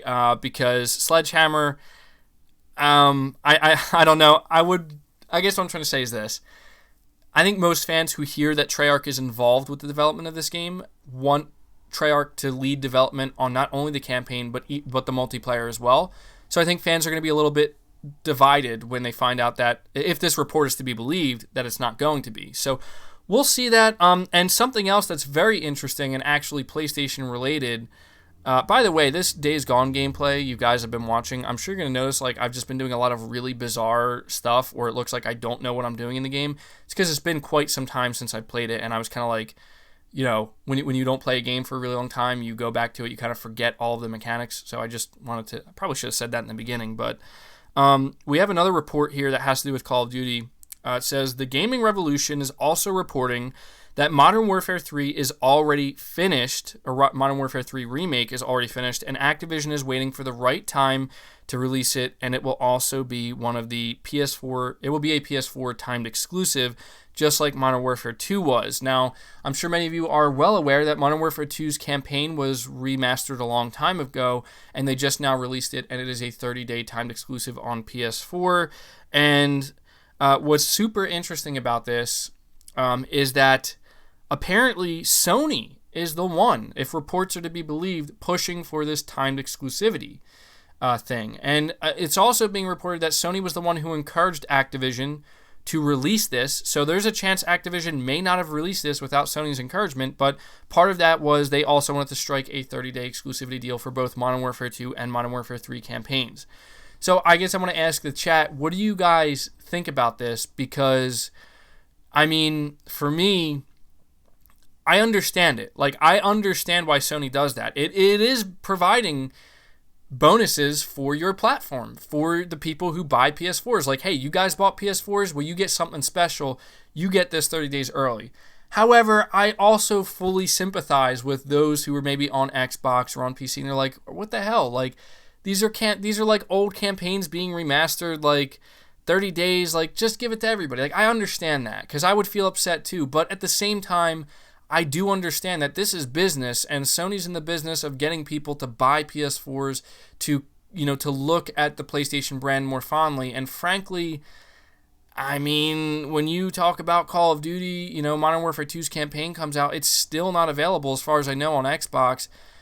I'm not going to say that people went out there and bought PS4s to play the Modern Warfare 2 campaign, but I will tell you that PlayStation fans or those who have PS4s or invested in them, it's just another reason why they probably feel like, I'm glad I did that, and it's effective. Like, maybe it's a little bit dirty, or maybe it's a little bit, I guess people would consider low, but hey, business is business, and Sony's doing what they got to do. I'm not necessarily defending it. I'm just saying I understand both sides, and,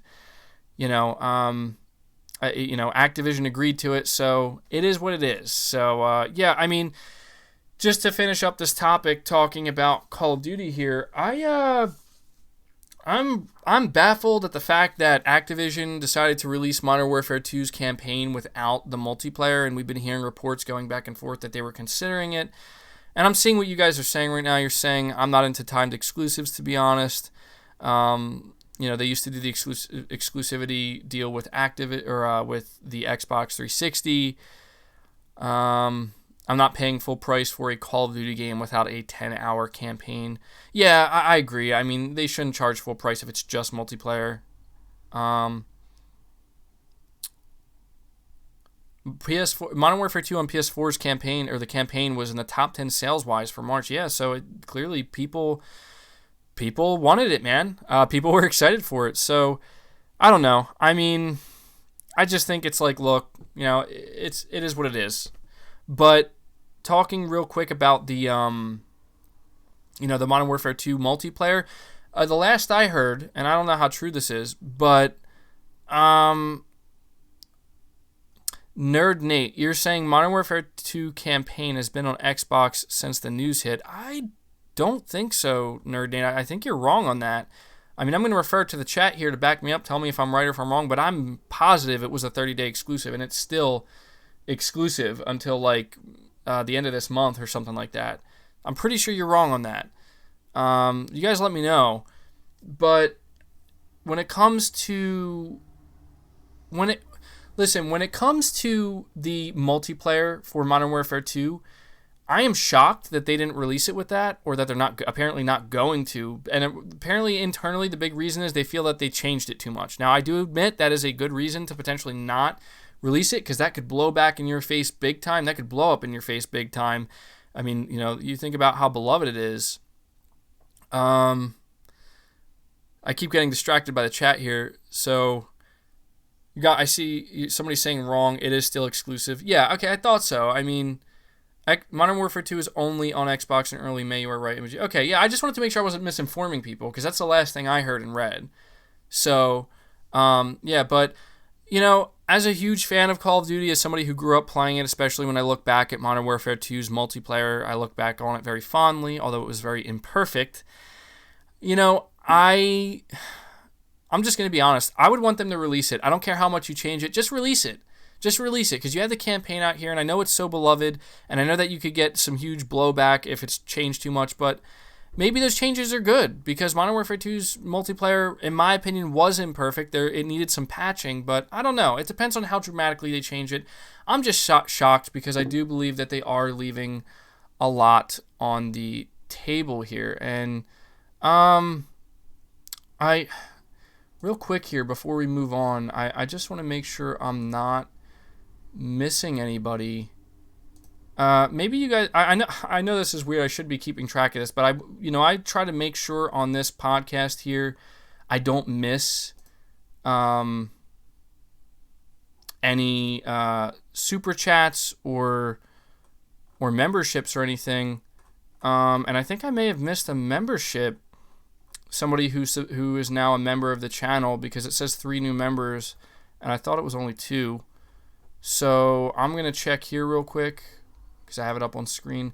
Spade White. Now, I don't know if you did this during the live stream or if you did it outside of it, but either way, Spade White, welcome to the channel. I appreciate you becoming a member. We are on track here to, we're just growing the members, and again, I have to continually emphasize how important it is for you guys to feel as though you're being given something that is meaningful in terms of perks. So look forward to May. We're going to have some more perks that we are bringing exclusively to members, not only to retain the members I currently have and, be more engaged with you guys, but hopefully to encourage more people to become members as well. Nerd Nate, I appreciate the super chats. You're saying it was on Xbox a week later and available now through the Call of Duty store. Look, I don't know if that's true or not. All I'll say is that that's not what I heard, and I haven't checked the Xbox store, so okay, I guess, but I'm pretty sure that's not right. But, it is what it is, man. Either way, I do greatly appreciate your super chats. But we are going to keep this moving along here. We have still over 1,000 concurrent viewers, which, I appreciate you guys hanging out here and listening to what I have to say. It really means a lot to me. Be sure to hit that like button. We are over 500 likes. Let's see how far we can push it. Velcro Apple, you're asking, how many members do you have, MBG? Well, here's what I'll tell you. You can listen to my shout-outs, the member shout-outs at the beginning or the end of every podcast, and you can kind of tally them up, keep track of it, make it a little game for you. But moving on to the next topic here, and this is one that I don't want to spend too much time talking about, simply because I have an entire video dedicated to it, but I just want to give a little bit more of my thoughts on it because I've seen a lot of feedback of what people had to say.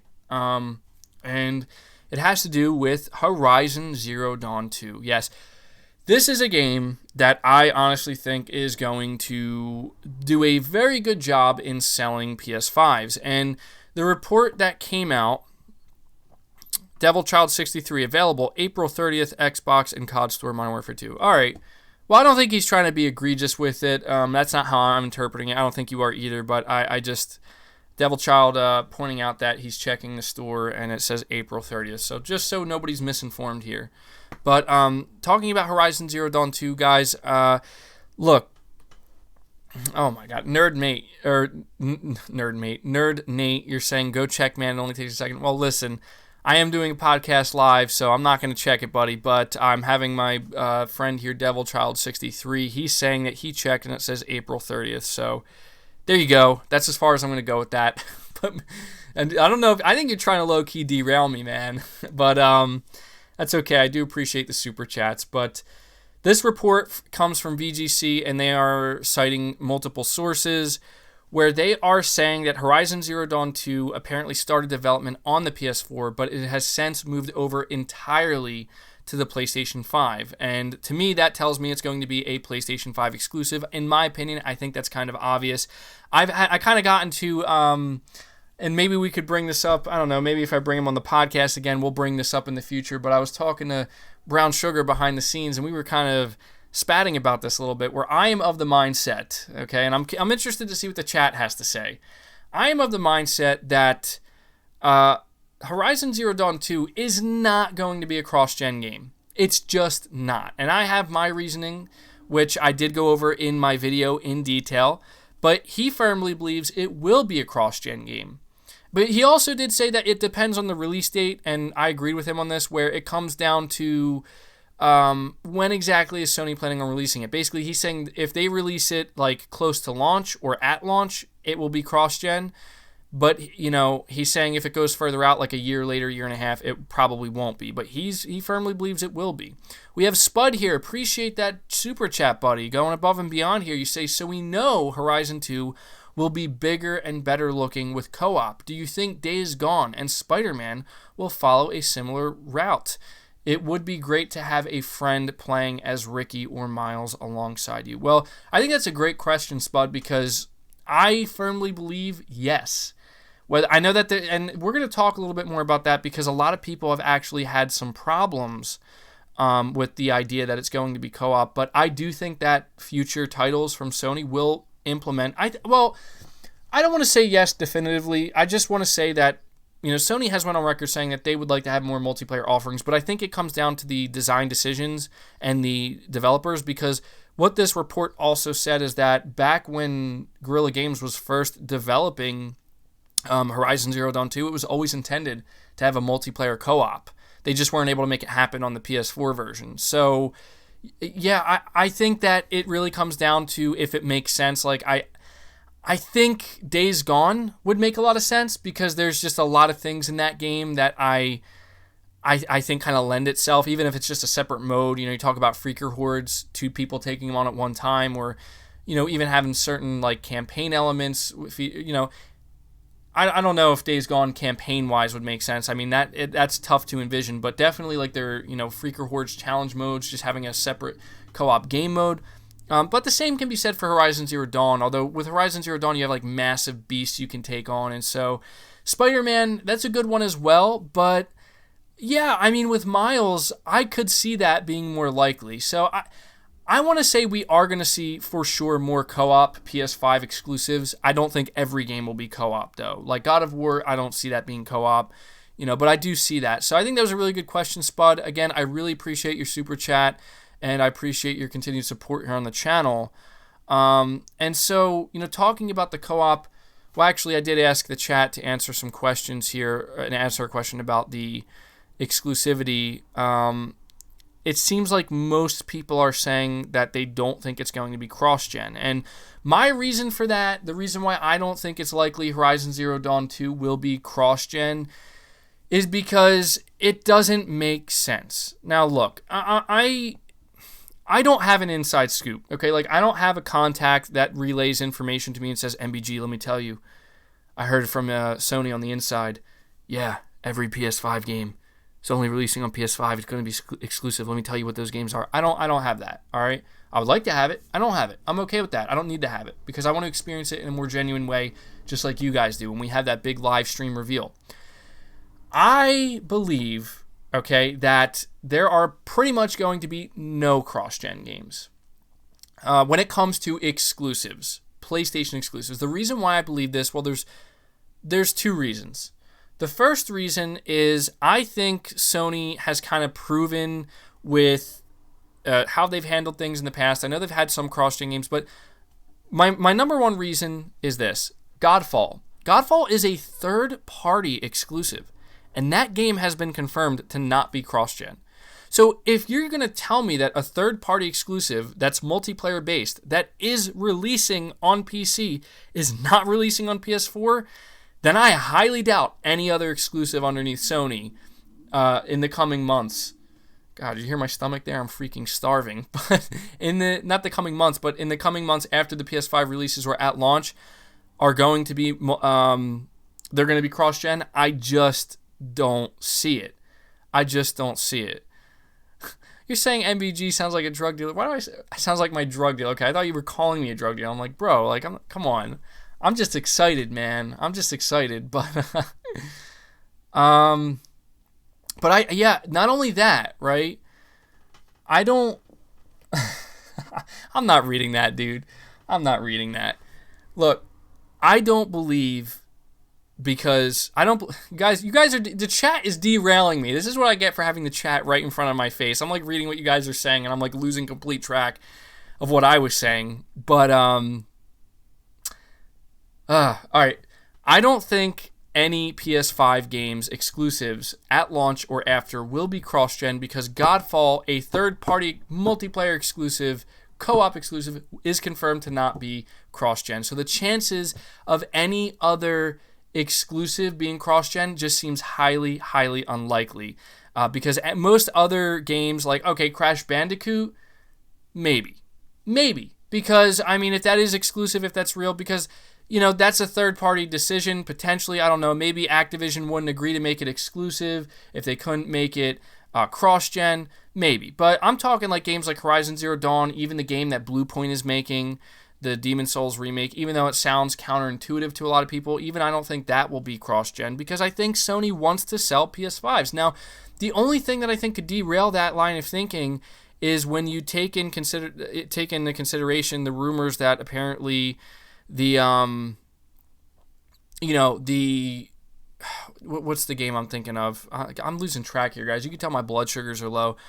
When you take into consideration that the PS5 is apparently going to have limited supply, not just at launch, but potentially for the first fiscal quarter up until March 2021, at that point, I could see maybe Sony making it a last-minute decision like, okay, maybe we are going to release Demon's Souls Remake on the PS4. But then again, you have to think, the rumor is Sony's going to sell 5 to 6 million units in between that time. And we know that not all of these games are going to launch all at one time, right? So if they were to sell those 5 to 6 million units by March, which they certainly will, then if any of their games that we're talking about here, if we're talking about Horizon Zero Dawn 2, or mainly Demon's Souls, if we're talking about Godfall, those games will all sell millions of copies. So I don't think they're worried about that. We have J-Dub saying, "What's up?" Or "What's good, big dog? Keep it up." I agree with you. Well, I appreciate that super chat, buddy, and I see that you you support me heavily, probably on the channel, but also on Twitter as well. So appreciate that support, man. It goes a long way, and I'm glad you agree with me. Not everybody agrees with me, and I'm not saying everybody does need to agree with me, but if there's something I've noticed is that there are those that not only just disagree with me, but they have to really let me know how much they disagree with me in a not so nice way. So appreciate all of the love and support here, guys. But I just look, like, if you were to tell me that Horizon Zero Dawn 2 is not going to launch with the PS5, and it's not going to launch within 6 months after the PS5 because there could be a supply shortage, I agree with that. And the only way it would is if it was cross-gen. I agree with that, because we know that Horizon Zero Dawn 1 sold 10 million units, much more than that now, but that was like the milestone it hit for a new IP. It's safe to assume that the next Horizon Zero Dawn will probably sell 10 million plus units, probably more than that now, significantly more, right? It would make no sense for Sony to release a game like that if, first of all, there wasn't even an install base large enough for that, but more importantly, so you think, well, okay, if the install base isn't large enough, no big deal, MBG. They'll use Horizon Zero Dawn to grow that install base by selling more units, millions more in a short period of time. Yes, but could they do that if there's a supply shortage? They couldn't. So in my opinion, what seems most likely here is that I don't think Horizon Zero Dawn 2 is going to be a launch title, and I don't think it's going to launch within the first 6 months. I could see Horizon Zero Dawn being the big holiday 2021 title, but then we're also hearing reports that Spider-Man's going to be holiday 2021, and so the timeline of this, it's like Sony has all of this stuff that's in the pipeline.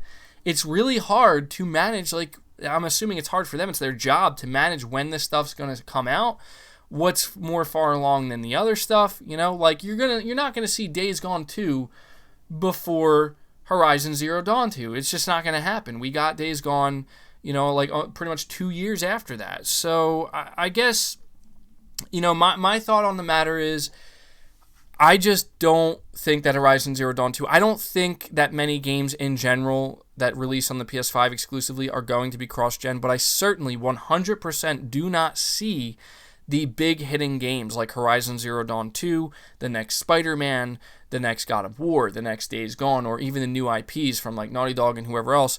I do not see that, pretty much just being cross-gen games. It's not going to happen. I also have another very important reason why, but I want to get to the super chat. Lars Hansen, I appreciate that, buddy. You're saying PlayStation bomb day one, PS5 PS5 Pro 13.3 teraflops, $550, PS5 $400. You can hope. Yeah, well, here's the thing. Like, I'll tell you right now, if you are somebody who thinks that that Sony isn't going to make a PS5 Pro, they will. Okay, they will. Not only because of the success of the first one, but I remember I made a video highlighting one of the creators of the PS5 Pro, or one of the important people in charge of greenlighting it. They said that the PS5 Pro was an experiment to see how people would respond to it, and he said that the experiment was a big success. And that they were the reason why they were experimenting with that was to see if they could do it again in the future. So put 2 and 2 together here, guys. If their experiment was a success, and if it was a success, it was so they could plan to do it again in the future, yes, we will see a PS5 Pro. So, I'm not saying that that's what I'm looking forward to, because obviously the PS5 for me, for now, is more than enough. But this I appreciate that super chat, buddy. But yeah, we'll see about that. I think that it's likely we'll see a PS5 Pro probably 3, maybe even 4 years down the line. I think that makes the most sense. But getting back here, another reason why I'm telling you right now, and I want you guys to pay attention to this, because in my opinion, this is the most important reason, the most obvious reason why you're not going to see Sony put their big hitter games on not only PC, like that's important, not only PC, but especially not cross-gen, but also not even PC. Well, I'll tell you in a second. We have another super chat here from Spud. With Xbox One being the weakest console of the generation, do you think the 1-year cross-gen plan by Microsoft will peg back games like Halo Infinite? From a design perspective, yes. There's no way around that. However, with a game like Halo Infinite, it's going to look and play significantly better on the Series X compared to the base model Xbox One. Significantly. My stomach won't stop growling, guys. So if you just hear weird, noises in the background, it's my stomach. So I'm just acknowledging that because I keep hearing it, and I'm like, this is kind of annoying, So I'm just letting you know. But I should start bringing snacks with me, right, when I'm podcasting. I think that would be super obnoxious, but still, is it any less obnoxious than my stomach making extremely bizarre noises into the mic? I think not. But anyway, I think that when it comes to games like Halo Infinite, you are going to see, you're going to see massive improvements with a game like Halo Infinite and any games that are cross-gen, which will be all the games for the first year or two. But I got to tell you that I think that from a gameplay design perspective, talking from the ground floor, I think, it will, to a certain extent, it has to be held back. It has to. People will argue with me, well, that's not true for Lockhart. That's a different conversation, all right? We'll talk about that when we learn Lockhart specs. Right now, what we do know is we know that the Xbox One specs are nothing, absolutely nothing compared to the Series X specs. So yeah, if you're telling me you want to get a game like Halo Infinite to run on the base model Xbox One and also the Series X, the Series X version is going to crush the Xbox One version, but it's still going to be the same game, fundamentally speaking. And believe it or not, this question actually plays exactly into the point I was about to make when it comes to the reasoning why you most likely, and I don't want to say definitively because I feel like that's just not fair. That's just asking to have something blow up in my face. However, it's extremely, extremely unlikely, right? It's extremely unlikely that you're going to see the big hitting games like Horizon Zero Dawn 2, Spider-Man 2, all of these games that we list, or just the big games in general. Not only are you not going to see them on PC, but you're certainly not going to see them cross-gen for PS4 because it would make no sense. Do you know why it would make no sense? Because my question to Sony would be this, okay? Let's say Horizon Zero Dawn 2 is announced alongside the PS5. And just hypothetically speaking here, right? Like just imagining, let's say they also announce it's going to release on PC as well. Not day and date, but down the line. Okay? Like let's just say I don't know why they would let us know that ahead of time. Not even that. Let's just say that Sony is developing Horizon Zero Dawn with the intention of releasing it 2 or 3 years later on PC. My question to Sony would be this. Why the hell would you go so far out of your way to create such a custom, tailor-made piece of kit with the PS5, right? Especially with that SSD. That is far and beyond anything that's not only on the market right now, but certainly far and beyond anything that's in anybody else's PC right now, claiming that this is the big thing that developers are going to be able to take advantage of, claiming that this is what's going to be able to revolutionize game development for your first-party studios at least, right?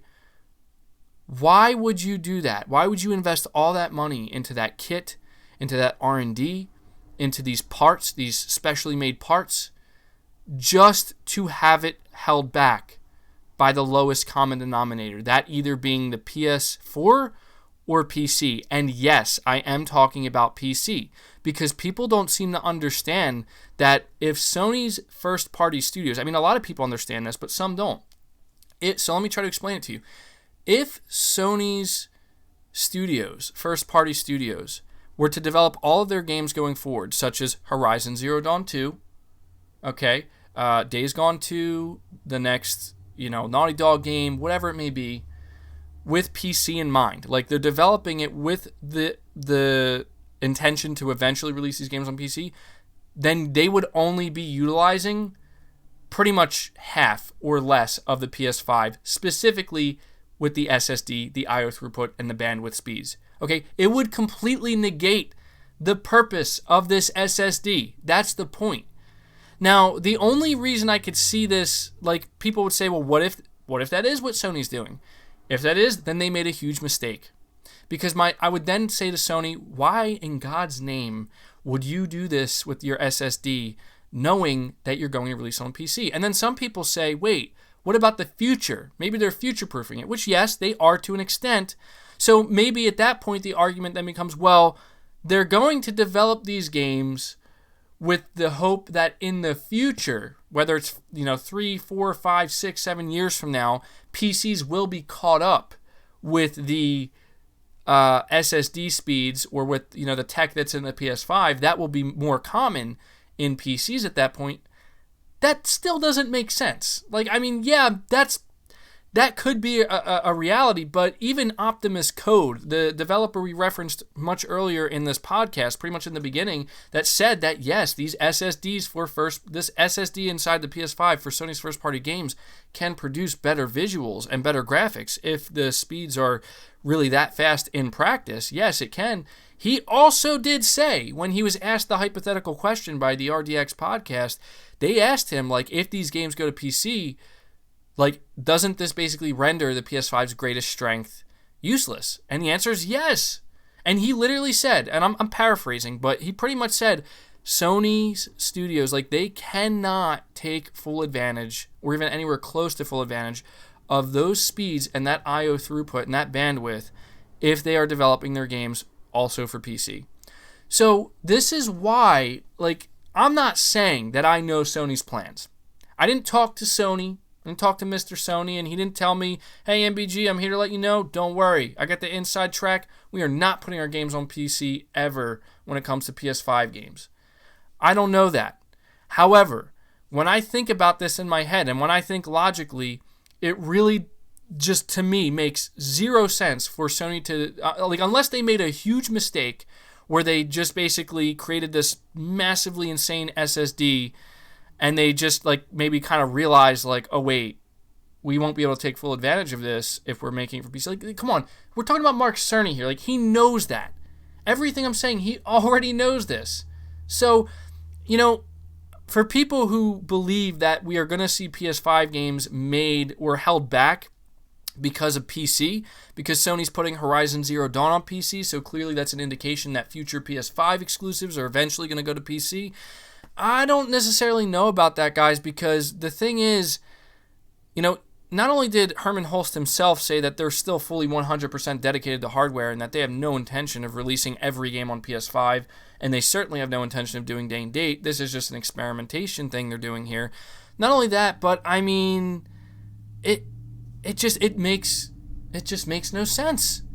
It makes no sense, and I can't wrap my head around that. You know what I mean? It to me, what makes a hell of a lot more sense is that Sony is now going to start putting their PS4 games, right? Because here's the thing, like, if Sony built the PS5 and it basically was just Sony pulling components off the shelf, cramming them in a box, and just saying this is the PS5, and it's just a super powerful PC and not really highly customized at all, then I'd say, yeah, the chances of Sony developing all their games with PC in mind, probably pretty high, right?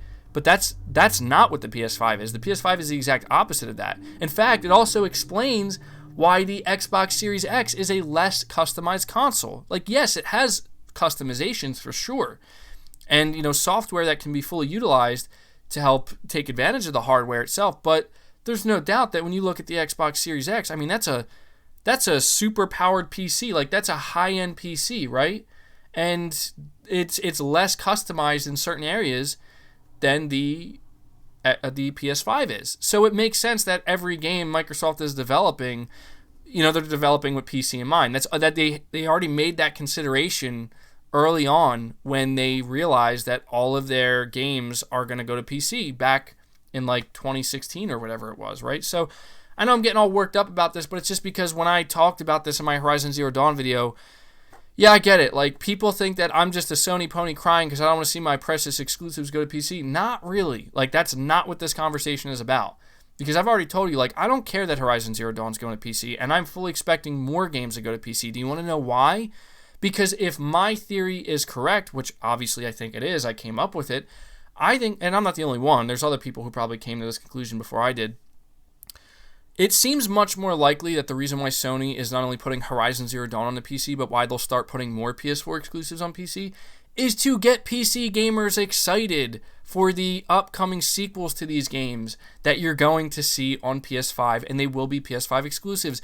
And you know why Sony would do that? Not only is it a win-win situation where we're going to make more money, we're going to make more game sales, because obviously not every PC gamer is going to suddenly be like, now I'm going to buy a PS5, but because PC gamers are now becoming aware of the fact that a lot of the hardware, not only in the PS5, at least some of it, right, some of the hardware in the PS5, as well as the Xbox Series X, is stuff that's not even available on the PC market today, and suddenly the console, for the price point it's going to be sold at, becomes much more appealing to the PC enthusiast and the PC gamer in more ways than one. Not just on a hardware level, but now a software level, because we gave you a taste of some of the games that we have sequels coming out for these, for our next console.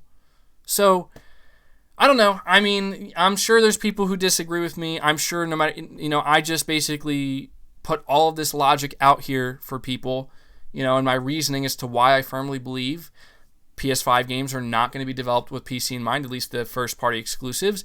Not only do I put this logic out here, not only do I put a lot of, in my opinion, clear facts that come from Sony themselves that indicate they're not doing that, but we also have Kurt Marginu, I hope I'm saying his name correctly, from Naughty Dog. The day that the PS5 specs were announced, he talked about the SSD, and one of the things he said is that I am very excited to be able to make a game utilizing this SSD, and we don't have to worry about the lowest common denominator. He wasn't just talking about the PS4 when he said that, guys. He really wasn't. So, I mean, sure, like, another thing is, like, maybe Sony could spec the PS5 so high, or the PS5 exclusive so high, but that's just dumb. I've also heard that, and here's one last consideration, right? I know this was supposed to be about Horizon Zero Dawn, but this is what the conversation turned into. So, I've also heard some people say that what this could mean is that Sony is maybe considering hiring out like other studios or smaller studios to make separate versions of these games, but that seems super unrealistic to me because as far as my understanding, I mean, I could be wrong about this, and hopefully the chat will let me know and correct me on this. I'm not a game developer, but I'm pretty sure that would mean the game would have to be redesigned from the ground up.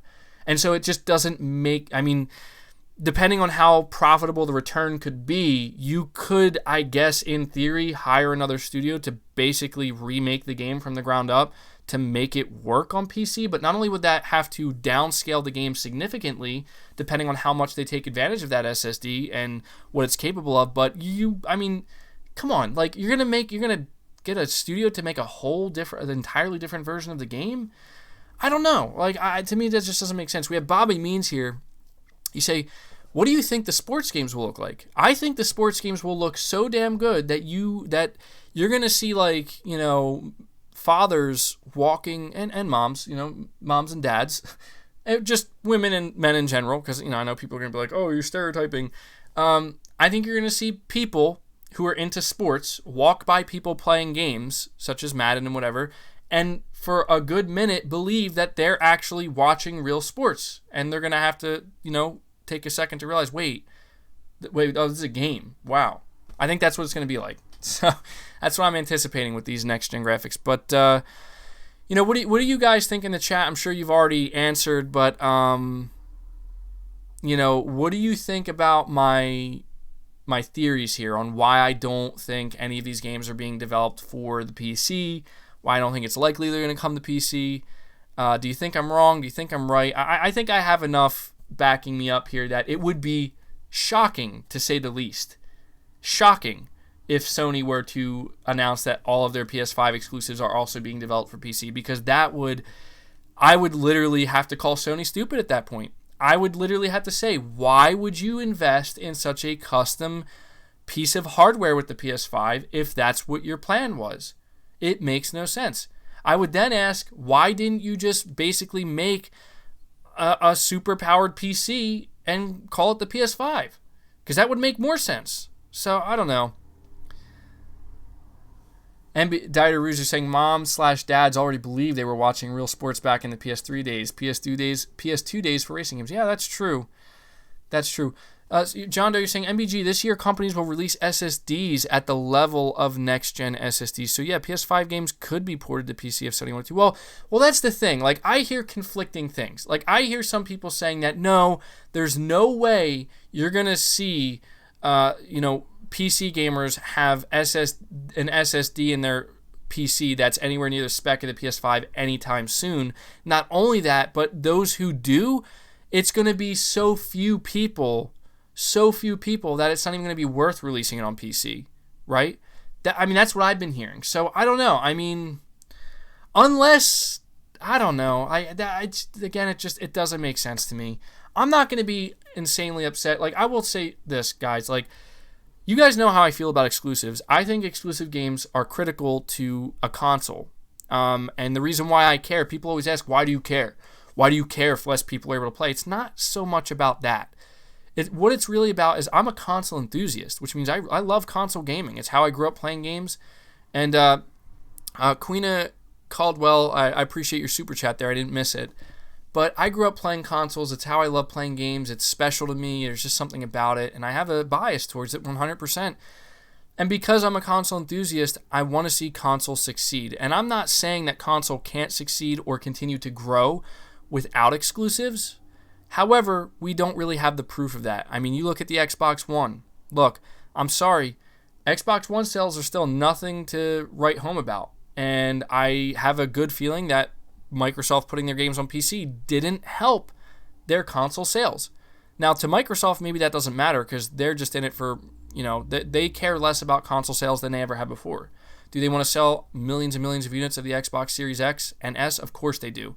But believe me when I tell you that console sales to them, it's just one piece of a bigger puzzle. To Sony and also to Nintendo, console sales are pretty much everything for them. And I'm happy about that because I don't want the day to come where that game streaming is just as important to Sony as selling consoles. I don't want that. That future may eventually come here one day, but I don't want that. I want to see the console take priority.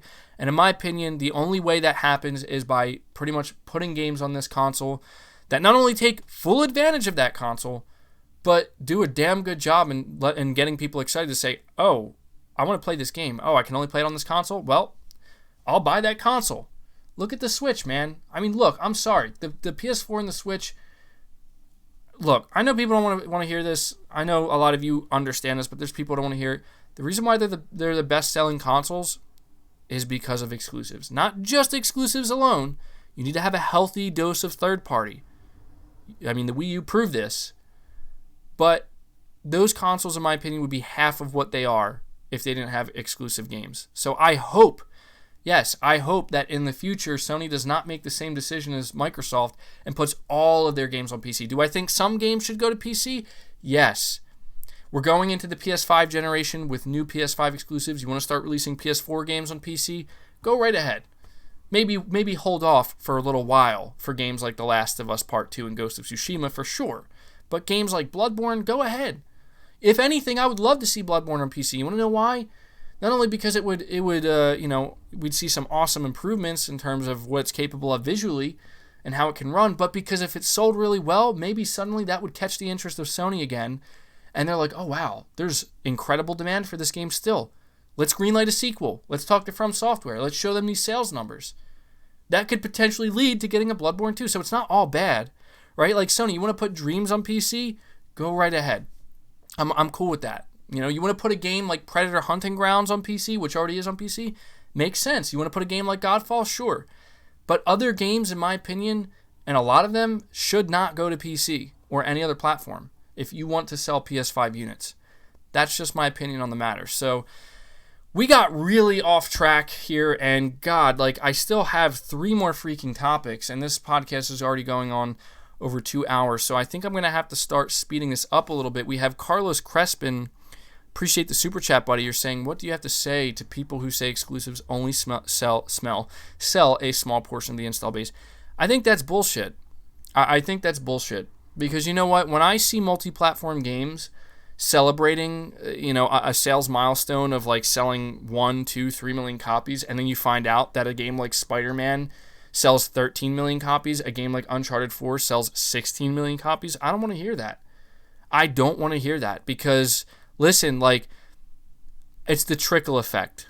I've mentioned this before, and I'm sure many of you are well aware of what the trickle effect is. I've made it abundantly clear what it is. The trickle effect is the exclusives bring in the hardcore and the enthusiast first. And when the exclusives are compelling enough to convince those hardcore, that's where they flock to. Case in point, anytime a console is released with compelling exclusives or future games, or anytime a console, whether it's mid-gen or not, released compelling exclusive games, you see people flock to it, the enthusiasts flock.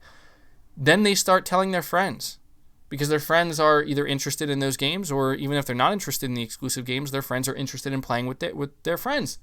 And I know cross-play is more of a factor now, but still, this is just the way it's always been. Family members, before you know it, more and more casual people are going out there and they're picking up the PS4 as their console of choice, because their friend, who is the enthusiast, is already on there playing with their exclusive games. And then maybe eventually their friend convinces their other friend to play exclusive games. I have 2 friends who started playing Spider-Man. They both beat it, and they were blown away by it. And this is how long after? And the first friend that asked me, he was like, dude, should I play Spider-Man? And I'm like, 100% yes. It's amazing. And they were a little bit unsure, and then within the first couple hours of them playing it, they were like, holy shit, this is one of the best games I've ever played, like, in a long time. And they are super excited for sequels now on the PS5. I mean, look, man, like, exclusives are important. And I just firmly believe that. And the truth is, those guys wouldn't have been able to play Spider-Man on, they wouldn't have been able to play it if they didn't have PS4s. Granted, I know it's currently on PlayStation now, but still. Dieter Ruse, I appreciate the super chat. You're saying exclusives are the soul of a console. It creates the console's personality. Not only that, Dieter Ruse, but I also believe that there's an inherent connection between the quality of games and exclusivity. I think that Sony, they have a pride now, because they realize that the games they've been putting out this past generation are so high in quality, and it's associated with their box, with their brand. And in my opinion, like, you look at some third-party developers, like, I'm not saying that we don't get quality third-party games, because of course we do, but I just think that the need to sell expensive hardware, right, is what drives the need for quality. Frankly, look at Microsoft. I've made this point many times before.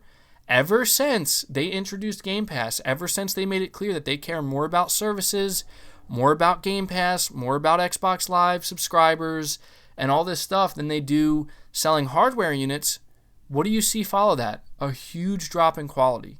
I'm not anticipating the same thing to happen this generation. I hope to God it doesn't happen, but I'm sorry, man. Like, you can't deny that fact. You see smaller AA games, and you see a drop in quality. And that's the result of not needing to sell hardware, but the result of just focusing on software. Now, frankly, I think maybe Microsoft got a little kick in the ass, and they realized that, we actually still do need to have high-quality AAA games. And we are still selling hardware, so let's do both. At least that's what I'm hoping. But there's no denying that that's exactly what we saw happen, guys. And that made me extremely fearful once I started seeing the quality that PlayStation games have. Started making me fearful that, I don't want to see Sony go down that same path. But anyway, guys, I need to get on this here with these topics, because we are running behind schedule here. Moving on. Horizon Zero Dawn 2, to finish this up. Final thing I want to say, co-op. I've seen a lot of people express that they are nervous about co-op. They're upset now. Listen, I can't say for sure whether or not it's going to be integrated fundamentally into the game to where you need to play the game co-op. However, I think it's highly unlikely. I'm sure you will be able to play the game single player by yourself if you wanted, as if co-op wasn't even a feature, and you wouldn't even know any different. I could be wrong about that. That's what I'm expecting. But even if it's not, I would say give it a chance. It might be better than you think.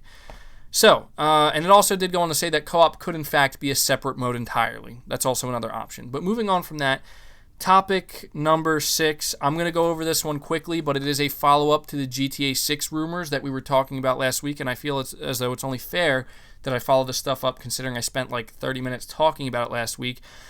The rumor was GTA 6 was going to be a smaller, more moderately sized game, and it was only just now entering early development. We have an update. This comes from the individual goes by the name Chris Liberty, who is apparently very reliable, and this individual actually revealed the fact that Dan Houser was leaving Rockstar before it was even made official. So I think it's safe to say that he knows what he's talking about. He is telling us that GTA 6 has been in development since 2014, and he's also claiming that GTA 6 will in fact feature a huge map, not a moderately sized one. So there you go. I felt as though it was important to highlight this because I expressed a little bit of disappointment hearing this. We don't know whether it's true, but this Chris Liberty individual correctly said that Dan Houser is leaving Rockstar before it was made official. He's also saying that the follow-up GTA 6 has been in development since 2014 and will have a huge map. But we are going to move right along here to topic number 7, and this one I think honestly is a pretty significant one that a lot of you guys are going to be happy to hear about because it backs up my point entirely. In fact, I think it backs up a lot of what you guys have to say as well. Final Fantasy VII Remake has shipped 3.5 million copies in 3 days. A lot of people were a little bit confused. They thought that, and I still could be wrong on this, but I believe they shipped 3.5 million copies in 3 days. They did not sell through to customers 3.5 million, although it's safe to say they obviously will. It'll go far beyond that. I clutched too much says $1. That's what they say. I appreciate that super chat, buddy. As you can tell here, I'm trying to speed this up because I want to make sure I can talk about Days Gone before this freaking podcast is over. It's Days Gone Day, for God's sakes. But it sold 3.5 million copies in 3 days. This is not the sold through number. It's also worth noting that the Twitter user Benji Sales, who follows this stuff and tracks it, said that he was absolutely shocked, I'm paraphrasing of course, at looking at how many hardware units, PS4 units, this game, this exclusive is selling this late in the game, knowing it's a timed exclusive and knowing how late it is in the generation. He said he did not think it was possible, and he is very surprised. So to follow that up, right, because exclusives don't sell hardware, right? They're not that important. The PS4 has also seen a huge spike in sales ever since the release of Final Fantasy VII. In the week of its release, that being Final Fantasy VII, the PS4 sold worldwide, and this is based off of VG charts. They're the only source we have. I know they're not 100% accurate, but they are pretty accurate based off of what I've heard. The PS4 sold in the week of the release of Final Fantasy VII Remake 325,988 units. And this is compared to the Nintendo Switch in second place, selling 147,000 units, or basically you can round it up to 148,000. And the Xbox One selling 47,000 units. And it doesn't stop there. This past week, we also got an updated sales chart from VG Charts that says the PS4 it continues to sell well at 248,000. You could probably round that up to 249,000, so almost 250,000 consoles, compared to the Switch selling about 175,000 and the Xbox One selling about 58,000. Now, I do believe that the Switch is having some shortages. That could be a big reason why maybe those numbers are down, but nonetheless, man, there you go. What better proof do you need this late in the generation? Now, look, if Final Fantasy VII is already moving that amount of units, look, I know people are basically saying, oh, the PS4 is going to cap out at 115 million maybe. I think it's going to go way beyond that, because I think as long as we got The Last of Us Part 2, Ghost of Tsushima, as long as The Last of Us Part 2 still comes out as just a PS4 only game at first and isn't marketed alongside the PS5, I don't know what's going to happen with that. There you go. There you go, man. You're going to tell me exclusives don't sell hardware? I mean, look, even knowing that this game is timed for a year, everybody knows this, they're still buying PS4s. It's exactly what I predicted. I said Sony made a very smart move with this game, locking it in as a one-year exclusive, because Sony knew how big this game was, the nostalgia it offers, and I said that, look, anybody who gives a crap about this game, they're buying a PS4 if they haven't already, and they're playing it on PS4. Seems like we have some data to back that up, so I just had to take some time to highlight that here, because I think it, really did a good job in kind of backing up, as I've said, everything we've continued to say here, where, I'm tired of hearing people say exclusives don't sell units. That's a lie. Okay, you don't have to like exclusives, but don't take something away from it. That's just, you're just taking something away. It's not true. It does sell units, and this late in the generation, we have proof of that. And again, people say, well, why do you care about sales? Because I care about console growth. I care about the health of the console market because I'm a console enthusiast. I'm not saying you need to be. I'm not saying you need to care about sales. I'm just saying, look, this is why. You ask, there's your answer. And I think that, to be honest, most people who are enthusiasts when it comes to consoles and care about it, I think they'd probably agree with me. So, I mean, hell, you have these Xbox guys, they try to make it sound like they don't care about Xbox sales at all. They should. They should, because if those sales ever dipped low enough, they'd pull the plug. Microsoft would pull the plug and stop selling hardware. Maybe not. I mean, they are a big enough company, they can support it through and through, but I'm just saying, there's a reason why Microsoft cares so much about services and sales and subscription numbers.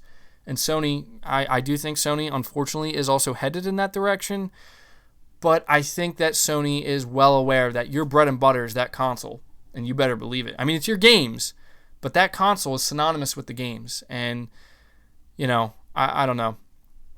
Saying you think you hear MBG's stomach, you probably do. You probably do.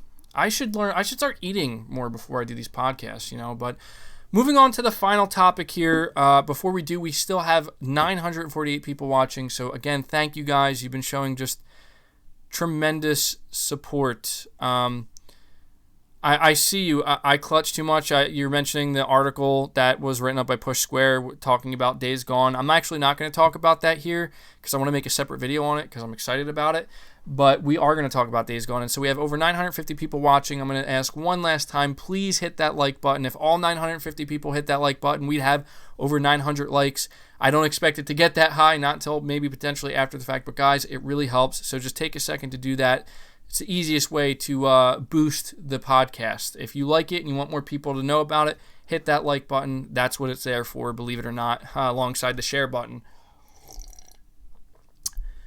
But final topic here, had to take some time to talk about it. We are talking Days Gone for just a little bit here because Days Gone is 1 year old today. It released April 26th, 2019, and I think a lot of you guys associate this game with the transition of my channel from being mainly an Xbox-centric channel to a PlayStation channel. And it was not only Days Gone, but it was the combination of Days Gone releasing pretty much not too long after Crackdown 3 released. And it was a game that I was already looking forward to when it comes to PS4, but it just put, that combination just was a deadly combination and completely pushed me over the edge. Zach, you're saying, do you have any concerns with the PS5 SSD size? I do a little bit, but at the same time, I've never run into an issue where I didn't have enough space on my PS4. I've never had so many games there at one point that I had to delete a bunch, and I felt bad about deleting them because I realized the games that are still there, I don't play anymore. I've never had that issue. However, knowing how much bigger some games could potentially be next generation, yeah, maybe a little bit of concern. However, I'm not that concerned, so I understand why people are concerned, 825 gigabytes, but we're going to have to see. And I think it also comes down to how, how Sony handles the storage, the storage you can buy. If it's fairly priced, it probably won't be. I think it's going to be pretty expensive. I think that maybe, it'll be okay. But yeah, there's a little bit of concern. Me personally, that's the least of my worries. I'm just being completely honest. Hopefully it won't be at the forefront. I think they did confirm that file sizes will be smaller, or at the very least, game installations will be so much more faster, at least from the disc, I believe. I could be wrong, but I'm not too concerned about it. But I do appreciate your super chat, buddy. But talking about Days Gone here, guys, you know the story. All right. Bend Studio, I think, knocked it out of the damn park with this game. I genuinely feel that it didn't get a fair shake. I understand when looking back that apparently the first version of the game that was released, that was given to developers, it was a really, really buggy version that didn't have the day one patch. And I understand that. Like, I can understand if a developer gets this game and they play it and it's a buggy mess, why maybe they gave it a low score. But you guys know, when you look back at that content I created and made and gave my opinions on, it was pretty obvious that there was an agenda, and it was pretty obvious that there was just some professional gaming media outlets that seemed to hold a lot of weight on Metacritic that were basically giving some asinine reasons as to why they didn't like Days Gone, Deacon St. John's character being one of them, even though I think, and I'm not just saying this because I'm a male, I think Deacon St. John was an awesome character. You want to know why? Because he was subtle, but he was also realistic. The way he behaved, the way he talked to himself in the game, the way he reacted to most other characters, in my opinion, is very realistic and not over the top. And I think that, if you guys could tell me the actor of Sam Witwer, I think is the guy who did Deacon St. John, I think he knocked it out of the park, man. Like, Deacon St. John's one of my favorite characters on PS4 because of it. And I loved every aspect of this game. Was it perfect? Absolutely not. It was clunky. And to be honest, when I think about a sequel to Days Gone on PS5, that's the number one thing I'm hoping they kind of fix, is the clunky aspect of it, where, you know, going back and playing it a year later, I realized it took me quite some time to get adjusted to the feeling of the game. Riding the bike, it's funny because I have the bike fully upgraded. You go so fast, I feel like I can't even control it. Like, it's kind of floaty. And you could tell, like, the bike controls were designed to be, like, driven mostly, like, you know, lower speeds, so it's more easy to control. I hope they fix that. Like, the combat, it's not just the combat. Like, the combat, I thought the melee was fun. It's a little janky, but it's fun, and that's the most important part. The shooting mechanics, I hope they tighten up just a little bit. I say this because in the game, Deacon St. John is a former Marine, or he's former military, and I understand the whole idea of, like, oh, you're going to be shaky and you're not going to have good aim because you're nervous or you're in the middle of combat and, you know, you're untrained. But in Deacon St. John's case, he is trained and he's been in the military, so I feel like they should tighten up the shooting mechanics a little bit to kind of reflect that.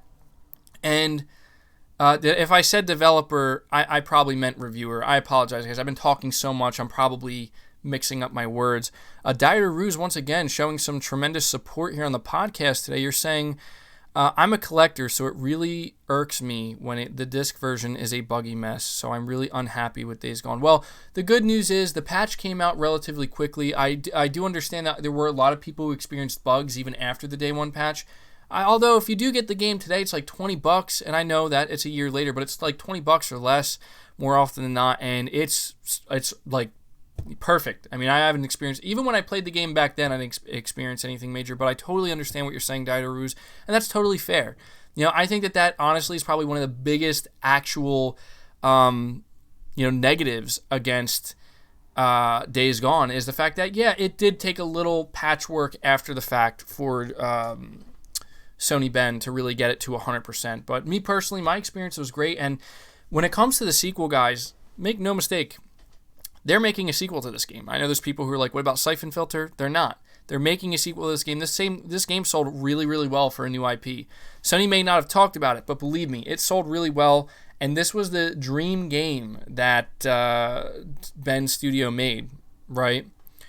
Shooter, you're saying, why are your videos filled with filler? You can easily shorten the videos by 50% by keeping on point. You want to know why? Because I like to talk. That's why.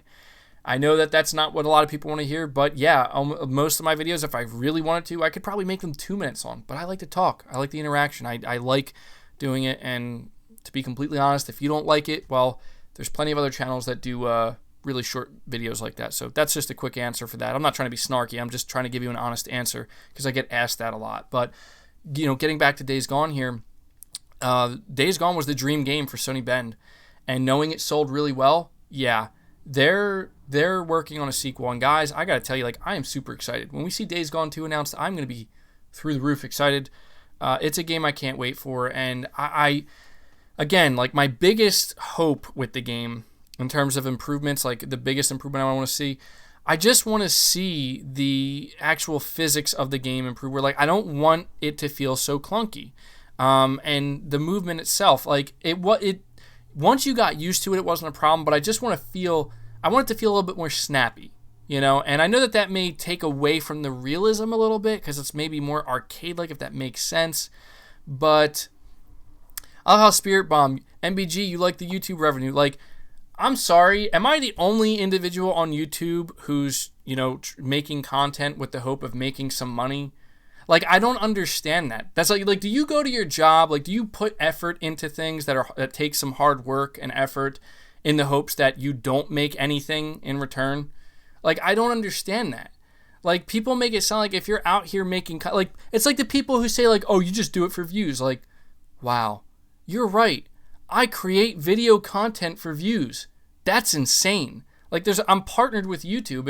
I care about ad revenue. Like, why would I lie about that?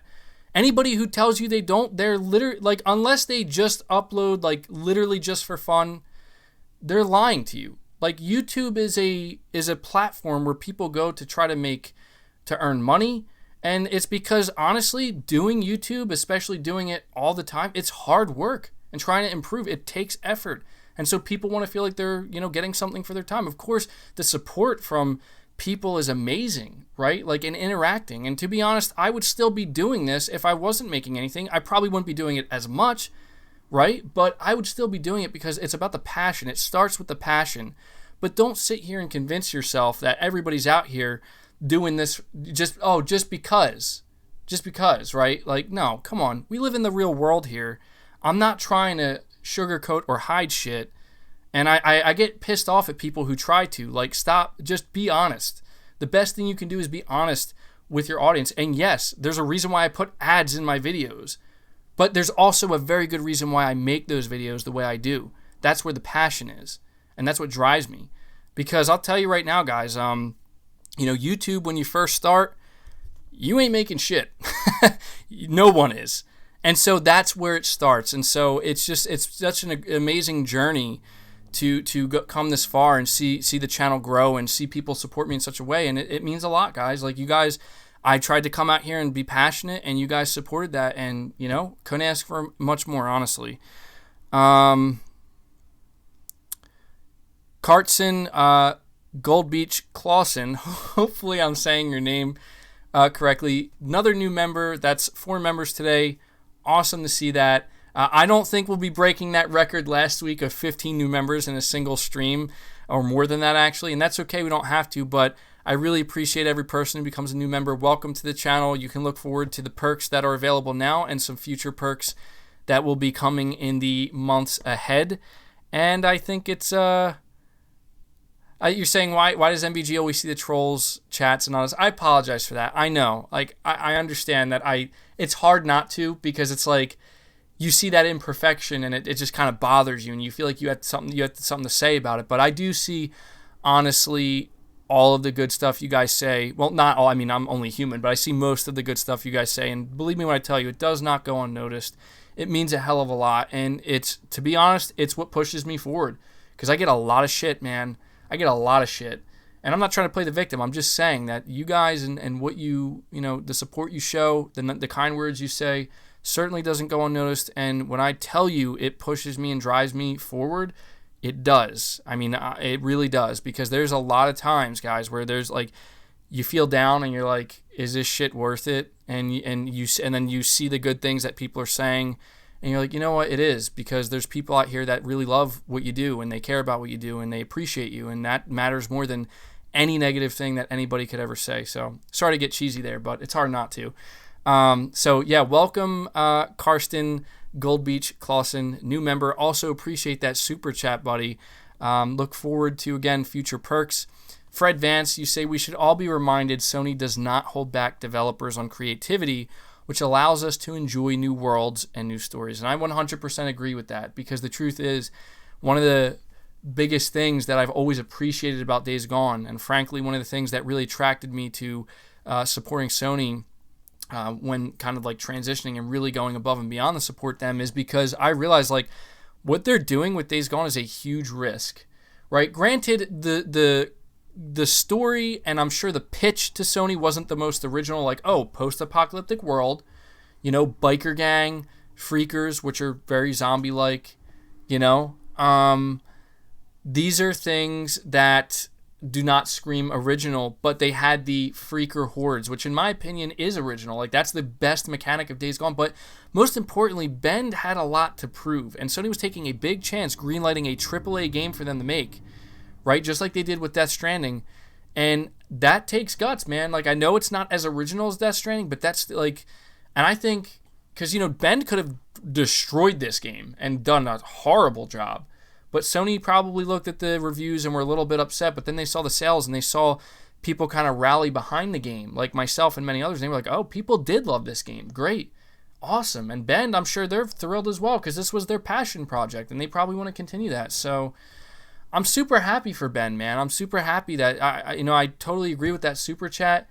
Sony does give their developers creative freedom. Just look at Dreams, for God's sakes. Like that, does it get any more creative freedom than that? I don't think so, man.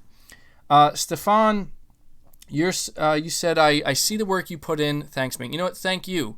Thank you for putting that in a super chat and letting me know, because I'm not saying that it's the hardest work in the world. It's not. There's things I could be doing that are way harder, but it does take effort, right? And I don't know if you guys have noticed. I'm sure you have. I've been trying to make some serious upgrades. Now I hit 50K. I'm trying to take things a little bit more seriously on the channel. I'm trying to make some significant improvements quality-wise. And I like to think I've come a long way as well in terms of how I talk on the channel. But one thing I've heard some people ask me, like, MBG, do you script, right? Like, do you script your videos, and are you going to script? And I don't. And I've tried it in the past, but I think that most people who are subscribed to my channel, most of my audience, they like just the natural flow, even though I may repeat myself a lot, even though I may stutter a lot, and even though I may say things in a weird way and it's just not as smooth. I think people appreciate, just like they appreciate the podcast, they just appreciate that, that real talk. And I think that's what YouTube is about, man. Like, I appreciate people who are professional, who have like really refined content and do script, and that's great. But I feel like at the same time, like, one of the most important parts of YouTube, and it's important for me in order to remain as passionate as I am, is just that off the cuff, like, I'm going to talk now and give my thoughts, and we do relay news as well. I do read, articles and stuff like that, but that's a question I get all the time. Zach, once again, appreciate the super chat, buddy. You're saying, do you think next-gen consoles will let you play 1080p with super high FPS with this new hardware? It shouldn't be a problem. 100% yes, I do think so. Now, do I think every game is going to be is going to be a game that offers options like 4K, 1440p, like 4K 30 or 4K 60. Now, when you say super high frame rates, I can only assume you're talking about 120 FPS or higher, because I'll tell you right now, these consoles will be able to do higher resolutions than 1080p, 60 FPS, no problem. So if you're talking about higher resolutions, like 1080p, like 120 FPS, yeah, I think so. I don't think you'll see many games, but you'll see some. So I do think so, and hopefully that answers your question. We don't know for sure, but 4K 60 will not be a problem for most games. And if there are games that are just so huge that native 4K 60 is a problem, yeah, I think you'll probably see options to play like maybe at a slightly lower resolution, 1800p or 1440p at native or at a locked 60 FPS. I could see that happening. But yeah, guys, I know that the podcasts lately have been running kind of long, but to be completely honest, that's only because you guys are super engaging and you've been asking. You bring up great questions. You give me some just like really good topics off the cuff for me to just talk about. But I also have a lot to talk about as well. Every week when I'm kind of like thinking about the topics I want to talk about in the podcast, there's just so much to say. And even now, like I had 8 different things to talk about in this podcast, and we are just now finishing up the final topic. And that's not counting the insane rants that I occasionally go on as well. So yeah, the podcast is a great time, guys. You come out here, you show support. Where I'm seeing the viewership increase today. We had over 1,000 concurrent reviewers, and you know what?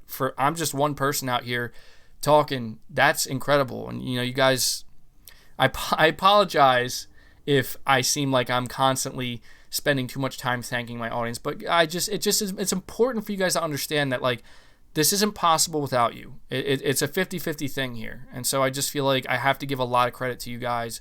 I started this podcast not too long ago, and I had no idea what to expect from it. And we've just seen incredible support here week after week. And honestly, you guys have been making me even more excited week over week to do it and talk about it. And I see somebody asking, where's Brown Sugar? Like, where did he disappear to? He might come on eventually in the future. He's been kind of, busy with real life stuff, as we all, happens to all of us. So, I was thinking maybe in the future, trying to do some like game casts, maybe like certain podcasts that are dedicated more to like a specific game.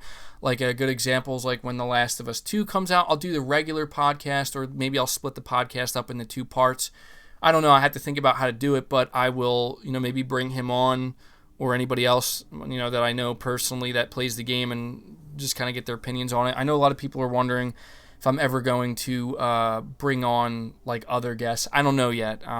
It's still up in the air. I talk about it each week, but eventually one day, things grow organically over time, and I don't want to force anything, and I'll just let it happen naturally when it happens. But final thing I'll say here, just in regards to Days Gone, it's 1 year old. It sold really well. It was one of my favorite games of 2019, and in my opinion, it's one of the most underrated games that has ever been released. And so I am extremely excited for a sequel, and I think we are 100% getting a sequel on PS5. And somebody mentioned that there was an article write-up that hinted towards a Days Gone sequel with a job listing from Ben's studio, which I will make a video probably covering. And yeah, I just had to take some time to give credit where credit's due. And yeah, I see people saying like Mr. Hamster isn't here today.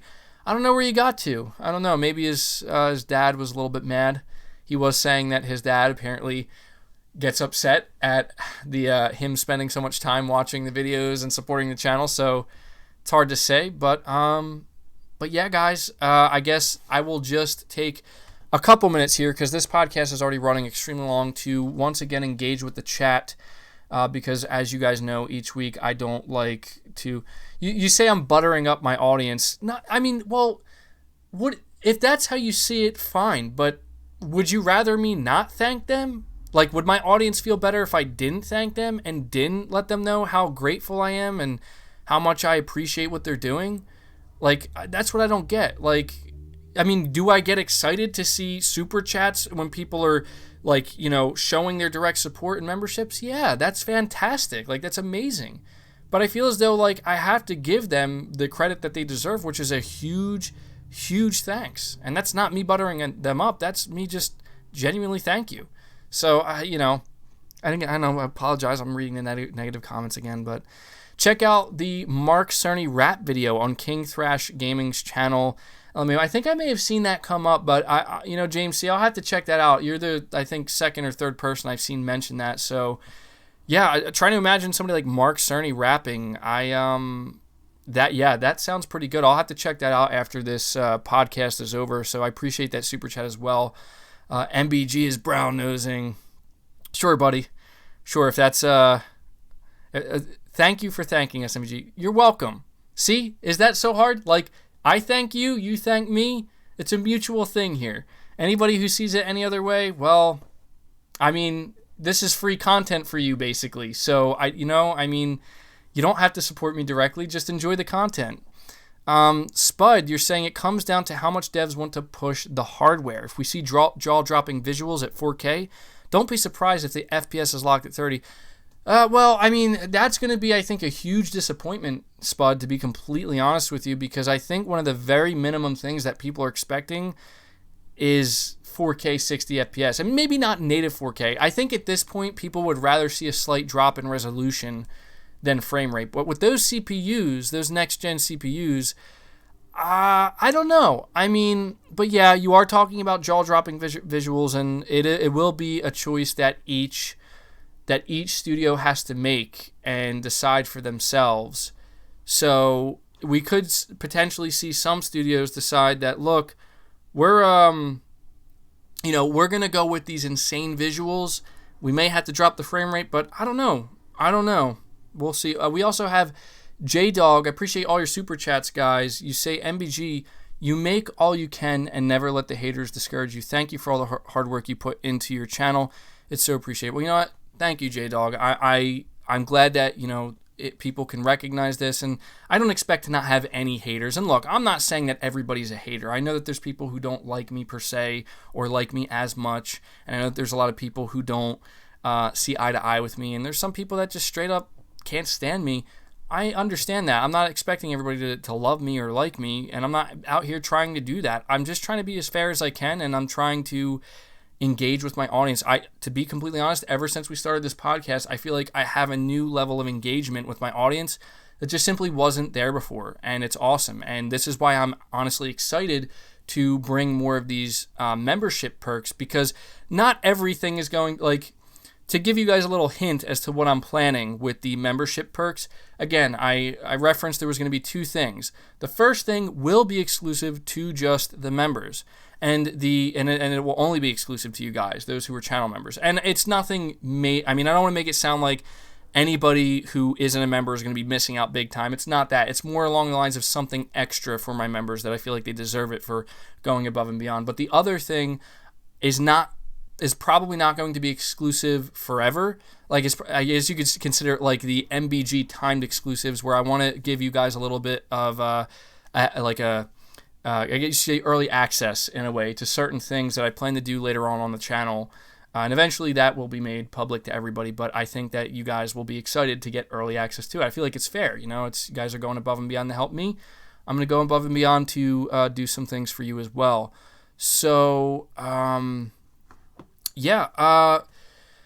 just a few more minutes here, because we're going on 2 hours and 40 minutes, which is insane. It feels like each week these podcasts are getting longer and longer, but to be honest, the past 2 or 3 weeks specifically, there's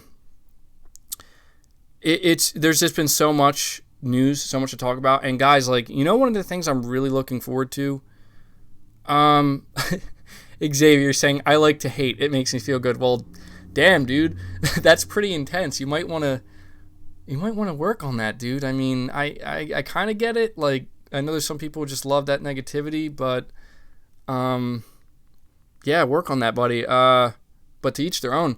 But one of the things I'm very much looking forward to, and I'm very excited for, is, and I don't care if it's Sony or Microsoft, I'm hoping it's both, but we have, at the very least, I feel like we're getting a Microsoft event in May. I'm honestly really excited to live stream this stuff with you guys, because this is like the big moment where I'm especially going to be excited for the PlayStation 1, obviously. And I know that, dude, I had a great turnout, and it was mostly a great time with the Mark Cerny deep dive talk, but unfortunately there was a lot of blowback because, I spent so much time talking about 13.3 T-flop PS5 leaks and rumors that when those specs came out and I was streaming it live, I got kind of decimated. But there was a lot of people who were also showing incredible support. But you know what? I'm not reading that, bro. I'm not acknowledging the negativity anymore. But I am just so damn excited to be able to, and I hope they're live, we'll be able to live stream it no matter what, to experience that with you guys in real time, because, even Microsoft, even though they're not my preferred console right now, they're not my preferred platform, even though I'm much more excited for the PlayStation 5 and its games, I'm just as excited to see what Microsoft, to an extent, has to reveal. And I think that, and I know for a fact that a lot of you are going to be very excited to see what my reaction ends up being. And I've been thinking about that, because I'm like, man, I'm nervous, only because, I'm afraid that there's going to be stuff they reveal that people love. Okay, here's a good example. That big studio, The Initiative, there's a lot of people who are saying that the big game they're going to be revealing is a Perfect Dark reboot. And I'm not saying that I wouldn't be excited at all for that, but believe me when I tell you, if that's true, I'm going to have a hard time not being disappointed at the fact that it's not a new IP from a brand new studio built from the ground up. And I'm just afraid that, if I'm not positive about that, people are going to be like, oh, see, you hate Xbox. It's I'm letting everybody know ahead of time. I'm hoping, if it looks good, it looks good, right? If it looks good enough, I'm like, holy shit, I don't care if this is reboot. That looks amazing. That's fine. But I just think it's going to be a great time. But, acknowledging the... somebody's asking, are you going to flip-flop back to Xbox, dude? Probably not. Probably not. PlayStation, they have enough games in the pipeline that I know are coming, and they've proven so much to me that let me put it to you this way. If I ever start talking more about Xbox on my channel, it's not because I'm flip-flopping. It's just because Xbox is doing more that I'm interested in, and I will probably, and I'm hoping for that. Like Hellblade, I'm going to play that game, and I'm going to talk about it on my channel. That's just the way it's going to be. If they have more games that I'm excited to talk about, sure. If I buy an Xbox Series X at some point because they convinced me enough to buy it, I'll talk about it a little bit. But I'm just going to be real with you. My excitement lies within PlayStation, like most of it. Not all of it, but most of it. Like, it's just like, if you could imagine excitement levels, PlayStation's the highest, Xbox is kind of below that. But it's still there. It's still pretty high. I see somebody saying you've never played Horizon Zero Dawn. I highly recommend it. I see somebody else saying Fable 4, a new Fable 4. Yeah, I'm expecting that as well. MBG is bad luck for Sony. Funny enough, I've seen people say that. They ever since you switched to Sony, but I don't agree with that. I've seen that, but I don't agree with that. I think Sony still has, they've still been doing a great job. They have been. I'm not exaggerating. I know not everybody thinks it's as big and as good as it should be, but I think they're taking their good old time. We have Christina Bennett. You're saying all Xbox exclusives cross-gen until 2024. PlayStation 5 further. Well, I think 2024 is a little much. I think at the very least it'll probably be 2022. If they went beyond that, that'd be a little crazy. But yeah, I agree. Appreciate the super chat. PS5 for the win, for sure. First Xbox, now Sony. I don't know what you mean by that. Chris Garnell is a fraud. He was a designer, not a coder, and he worked in Liverpool. Well, I don't know about that. To be honest, I just know he's a developer who used to work, I believe, at Guerrilla Games, so I can't speak to that. Y9 Power says, I'm sick of hearing about Fable. And that's funny because we haven't even heard about it yet. How are you going to feel when people actually really start talking about it when it's announced? 4K 60 on PS5 will make most PC talkers will need to upgrade their hardware to brute force that level of visuals because optimization simply is not there. Potentially, yeah. Days Gone sold 6.7 million confirmed today. Is that true? Wow, I need to know if that's true or not. Because that's a huge milestone. I haven't been on Twitter in hours because I've been here podcasting. Can anybody in my stream... let me check the Ben Studio Twitter. We can do this live. DevilChild63, you say you're going to order Mission Barbecue for lunch. Just thought you should know, MBG. Well, you did. You're letting me know that I'm hungry. You're reminding me that I'm hungry. So I'm going to be hopping off here soon. But this podcast has been going great. I'm checking here to see if they released any numbers. Maybe you guys can update me and let me know if any of you guys have noticed. Maybe this is when they decided to celebrate their milestone. I'm seeing numbers, but I'm not seeing anything about sales. Here we go. I got it in front of me right here. 365 days gone. So they're celebrating 1 year. Thanks for playing. 200 million hours. I'll probably cover this in my video tomorrow as well. 45 million hordes. 100 million platinum trophies, or trophies in general. I got the platinum for Days Gone. That was a fun one. It's a little bit grindy, but it was mostly fun. Millions of photos. I should probably look at my chat if you guys are telling me. I don't see anybody mentioning it, but I don't know. Did they release it in a blog post maybe? See, another thing also, guys, we have to point out here, the fact that they're celebrating this 1 year anniversary in such a big way, yeah, you can bank on a sequel to this game. That's, in my opinion, that is confirmation alone. But yeah, it seems like they put all this stuff out about 2 hours ago. I don't know if maybe like one of these inside sales people acknowledged it. Let me just quickly... I'll do this live just because I'm curious. Because if they did release sales numbers, I would love to react to that live. Let me check the PlayStation blog here. I feel like because if they were going to release that info, it would be live. I don't see anything on the PlayStation blog, so maybe I could just check Days Gone sales, see what's going on here. I'll check news. I don't see anything, guys, so I don't know if that was just something that was like tweeted out randomly by somebody who knows, but either way, they are celebrating it, so yeah, that's a good sign, guys. It's Days Gone Day, and I had to give it its due here, and we're going to see a sequel. So, all right, I'll do 1 more minute here engaging with chat. I'll try to end this at the 2 hour and 50-minute mark. We still have over 700 people watching, so I know a lot of you are going to start filing out. We are over 700 likes, which is incredible. If you guys could try to go above and beyond, let's see if we can get that to 800 or possibly more, because that is just awesome. I feel bad. Like, I know I sound like I'm begging for likes, but it's a necessary thing here on YouTube. I literally wouldn't do it if it didn't mean anything, if it didn't help, but it does. So, MBG sounds like he's using a library PC. Is it what? You got because of the sound of my keyboard? I don't know. Well, my keyboard is not very expensive. I don't do PC gaming, so maybe that's why it sounds like that. MBG, Sony is playing checkers, Xbox is playing chess. Come on, like, no, they're not. If Xbox is playing if Xbox is playing chess, then believe me when I tell you Sony is as well.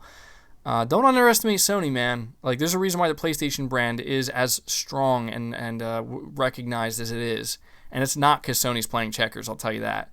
Crackdown's anniversary. I missed that. That was a missed opportunity. I should have celebrated it with another rant.